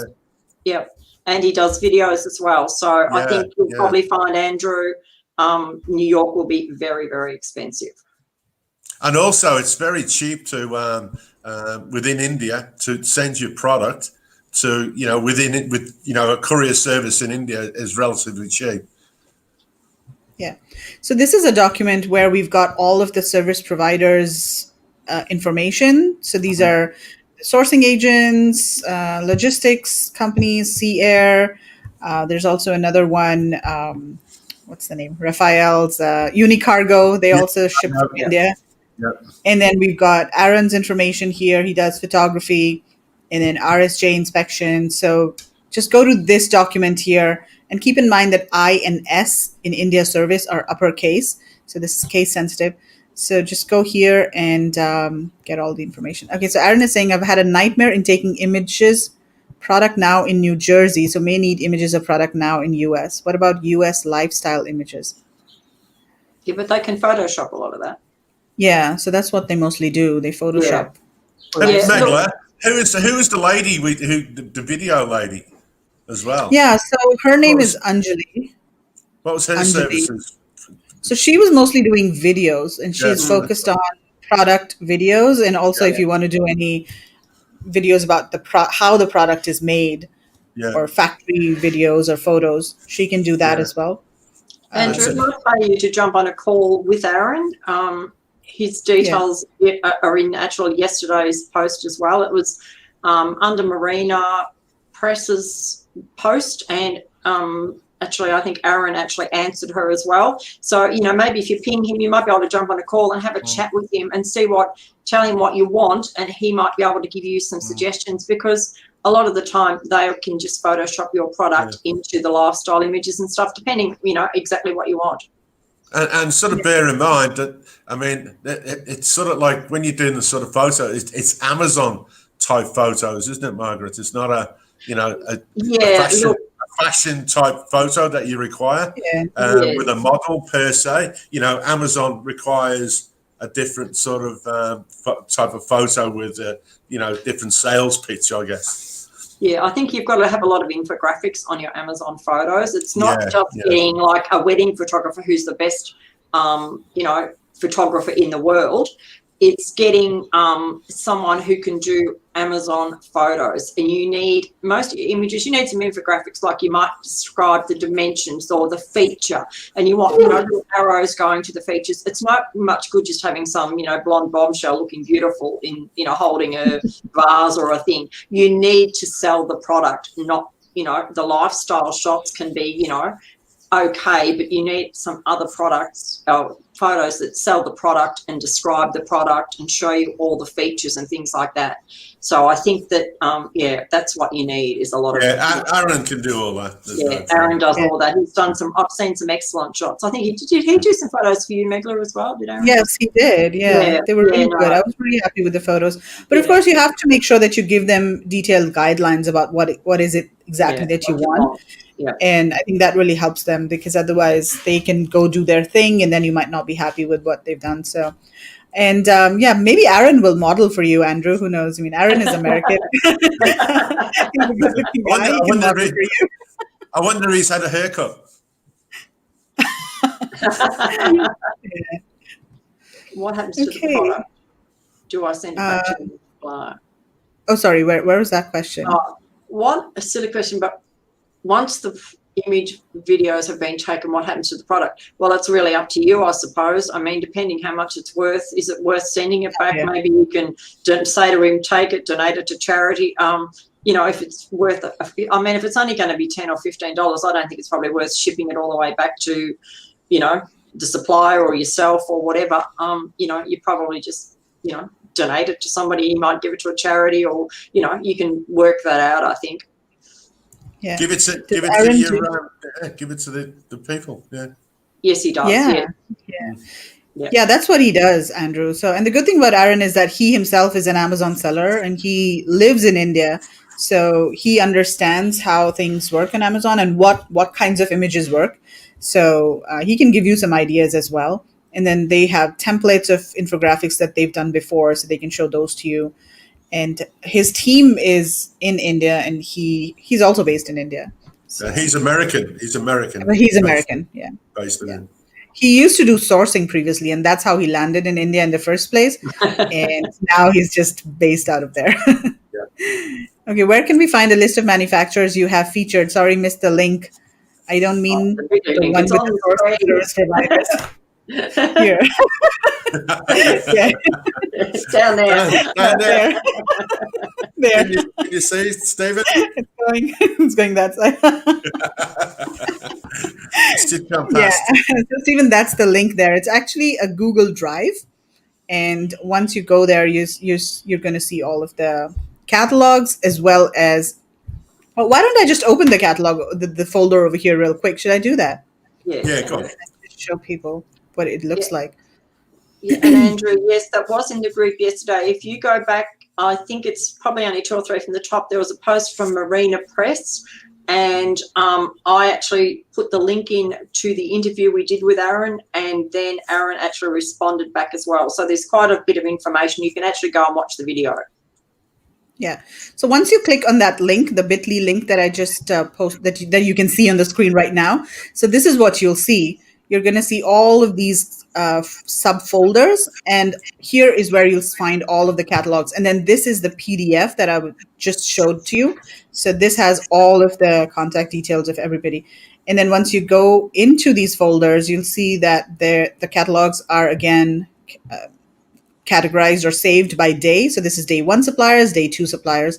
And then once you go here, they're all numbered. So this is the first supplier that was featured that day. And then you can just click on this and then see their presentation and what they had presented at the show. So yeah, that's it. So everything's organized over here by month. It's very organised, Megla, I must say. The queen of organisations done it again. That's Megla. Once you've travelled to India with Megla, you know she's the queen of organisation, and she's the same when she's working from Singapore. She's still the queen of organisation. So if I want to add an insert to my product, where would be the best place to get one done? How have you done your insert? I just designed it myself on Canva. Yeah, a lot of people do it on Canva, and then get the printer. Your box manufacturer can do the it printing. yourself, get it on Fiverr. Fiverr, it'll cost you, $20-$30 to get it done on Fiverr. Give it to the printer who's drawing your boxes, and most times they'll do it for you for a fairly reasonable fee. If you ask your factory, hey, I want to do an insert, they'll advise. It's no big deal. Yeah. So Payman has posted a link to the folder. Thanks, Payman. There you go. Thank you. Marina Press. Okay. How can I get the link? So, Pyong, what you need to do is type this into your browser, bit.ly/viss-all. So you see this scrolling link over here. It's a bit.ly link. So just type that into your browser. It sure is. Thank you. Oh, thank you, Wendy. Oh, there you go. Wendy was with us on India Sourcing. Yeah, didn't she? Yeah.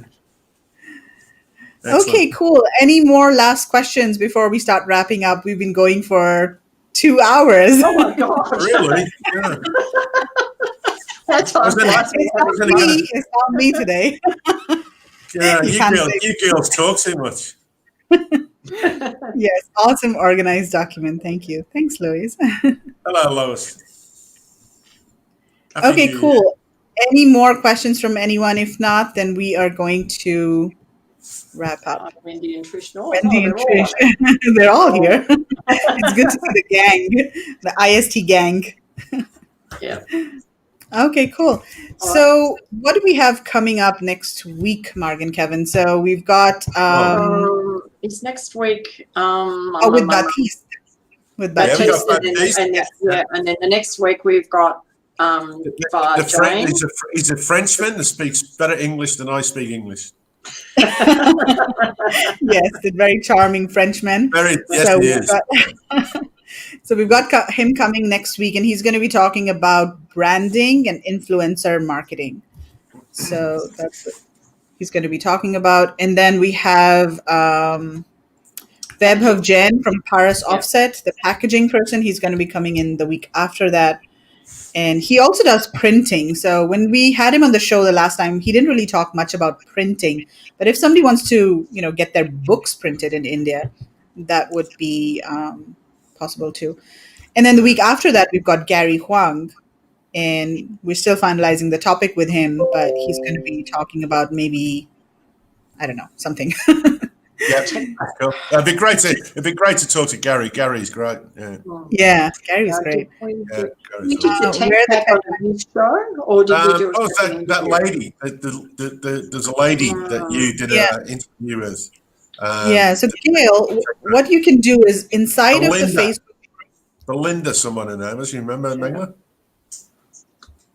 Yeah, I can't remember her name. But if you go into the Facebook group, Gail, go into the units section, and then there's a webinar section under units, and just scroll through the videos there. You'll be able to find that, or just do a search for Tech Pack in the group, and then you should be able to find that. And maybe I can tag you later after we're finished. I can tag you in the group. Oh, and Andrew wants influencer marketing, please. Oh, that's what we're going to do with our friend from Paris. Yeah, that's what he's going to be talking about it, and I think that's so exciting, like influencer marketing. Yeah, there was another person that I had interviewed on a Global Sources webinar. We were trying to get him, but I guess he's too busy. So then, there's just too many things. There's just too many things to sort of specialize in sometimes. Yeah. But influencer marketing, a lot of people are getting success, and you don't have to go after the really big influencers that have millions of fans and they're charging thousands of dollars. There's so many micro influencers that have cropped up nowadays, especially in 2020 when people were in lockdown and they were just on social media documenting their stories and sharing information, and they've built audiences that follow them. So those are the types of people that we should go after. Well, it's just like a partnership, isn't it, Megalon? I mean, you find that little micro influencer that's sort of getting business for you, and you partner with them. So it's a win-win sort of situation. It's no good having a huge big influencer that doesn't sort of cost you a fortune, but doesn't sell. It might sell some of your products, but it costs you too much to do business with them. So you've got to sort of work it out. So if my packaging is Corrie's brown box. Corrugated brown box, I guess. Oh, it might be corrugated. Maybe autocorrect. Yeah. Do I need to get mailbox for shipment still? Well, yeah, you'll need to put it in some sort of packaging. If you're going to do FBM, obviously you're doing FBM, fulfilling it yourself or fulfilling it through a 3PL, you're going to need to put it in something, whether you pay them to wrap it in bubble wrap or put it in a satchel or in a box. It needs to be in something. Otherwise, the person's going to get this box with stickers stuck all over it, because UPS are going to have all their big stickers, and you don't really want that as the first impression on your really nice product. So you've got to put something around it. And I don't think just a plastic bag, depending on how sturdy your box is and what's inside it. But if it's in a box now, I really think it probably needs to be in bubble wrap. I guess by now most people would have bought something from Amazon. You don't get if you get a shoe box, you don't get the shoe box with a label on the shoe box. You get your shoe box in a box. Yeah. With Amazon on the outside, or maybe like eBay. People are sort of relating to sort of eBay, where you just a bit of bubble wrap around your product and then send it off. That doesn't really matter. in that sort of thing. But when it's it's sort of coming through, say like Catch or Amazon, when they're fulfilling it, then it's the presentation of that brand, isn't it? And Amazon don't want to send your box with your brand name on it with an Amazon sticker. They want it to look good. So, yeah. Yeah, and if you're doing it yourself, I suppose you could use bubble wrap, but I'd say it's probably more economical to use a carton, because if you go to a fulfillment centre, they're not going to be wanting to have someone standing there wrapping 100 products or something in bubble wrap. I'd imagine that they would want to open a carton, throw it in, zip it up and keep moving. It's economy of scale. So I think you need to talk to who's going to be doing your fulfillment and say, what do you suggest? This is my product, because hopefully your product's sitting in their warehouse so they can see what it is, and let them suggest what they would put it in and how much it's going to cost. You need to ask them how much it's going to cost. If someone's at that stage, do you remember when we did with the 3PL, and we spoke to the guys and we broke it down of what they sort of offer? And they will if they've got your product, they will actually go through your product, look at it, and they're so experienced from their side of things that they can actually tell you if your product and the packaging is going to survive type of thing. Yeah, well, they see it all the time. They see the returns. See it all the time, yeah. But they do offer a lot of services within that 3PL, not just, it's not just a 3PL as a storage thing. Yeah. Ask your 3PL, and if you're doing it yourself, well, you've got to make that call. Yeah. Yeah. Last couple of things before we wrap up. In case anyone's interested, there is this product discovery bootcamp that I'm doing with Tim Jordan that starts next week. And just get more information on this link, theasianseller.com/bootcamp. And this is basically a 3-day workshop where Tim talks about how to find and validate and test products. So this is his own method of researching products that he shares, and it's kind of similar to Project X if you watch that, but he just goes into a lot more detail, and it's interactive, and you can ask him questions, and he gives homework. And once you come back after you've done your homework, he will go through the product research that you've done and give one-on-one feedback. So in case anyone's interested, or in case anyone's stuck at product research, this is something that you can consider. Well, that's a must to some people who are actually stuck and, are thinking, should I go all in? Should I sort of be on the fence? I think it'd be worth the money to sort of go and do that workshop with you and Tim, and they can sort of make a judgment call. And I'm sure some people will come out full of confidence and, be raring to sort of go. So it'd be well worth the money just to sort of go and do the workshop. Yeah, absolutely. We've done 2 so far, and this is the 3rd one. And people who joined the previous 2 workshops, they are now launching their products, and they've done they've done the research, and they're launching their products now. So I think you can do it with a little bit more confidence once you've gone through that process and you validated the product. So, and he gives like a worksheet and, tells you things that you need to look out for when you're doing your keyword research and things like that. So I think it's very useful, especially if you're stuck there. Yeah. So check that out. And then lastly, there's also a webinar with Amazon Singapore that I'm going to be doing next week. So that's next Friday, January 15th. So in case anyone's interested in selling on Amazon Singapore, you can do that. And I'll be doing that with Global Sources. So we are also going to be showing you how to use Global Sources to find suppliers. And it's like a step-by-step process where I'll be, finding a supplier on Global Sources and just walking through the process of actually placing or sending an inquiry to a supplier. So yeah, in case anyone's interested in selling on Amazon Singapore, which is a relatively new market right now, it's not, it's maybe like what Australia was 2 years ago or when it launched. There are crickets there, but it's definitely. But the exciting thing about Singapore, Magla, is the fact that it's well situated in that region. Yes. That Asian sort of region. Sort of it's a hop, skip, and a jump over to, sort of certain places. So, I mean, it's as far as a central hub for Amazon. That really could be it. And there's a lot of people that live. How many people live in Indonesia? Yeah. So overall, if you talk about the entire Southeast Asian regions, that Yeah, includes Indonesia, Thailand, yeah, Malaysia. So the overall total population would be over 300 million, yeah, and yeah. that's, I think, pretty exciting. And e-commerce is growing really fast here, Absolutely. like it is in any other country in the world, especially because of the lockdown and everything. Yeah, And a lot of people are shopping on their mobile phones in Southeast Asia because maybe they don't have access to Wi-Fi or they don't have laptops, but everybody has a mobile phone right now. yeah, I mean, nowadays. yeah. So that's something that's really increasing. So, No, okay, check that out, and we'll post more information about the webinar in the group as well. And lastly, if you are looking for guidance, if you do want help with anything at all, reach out to Margaret. She's absolutely amazing. She gives very good, grounded advice, as you've been hearing. I don't know back.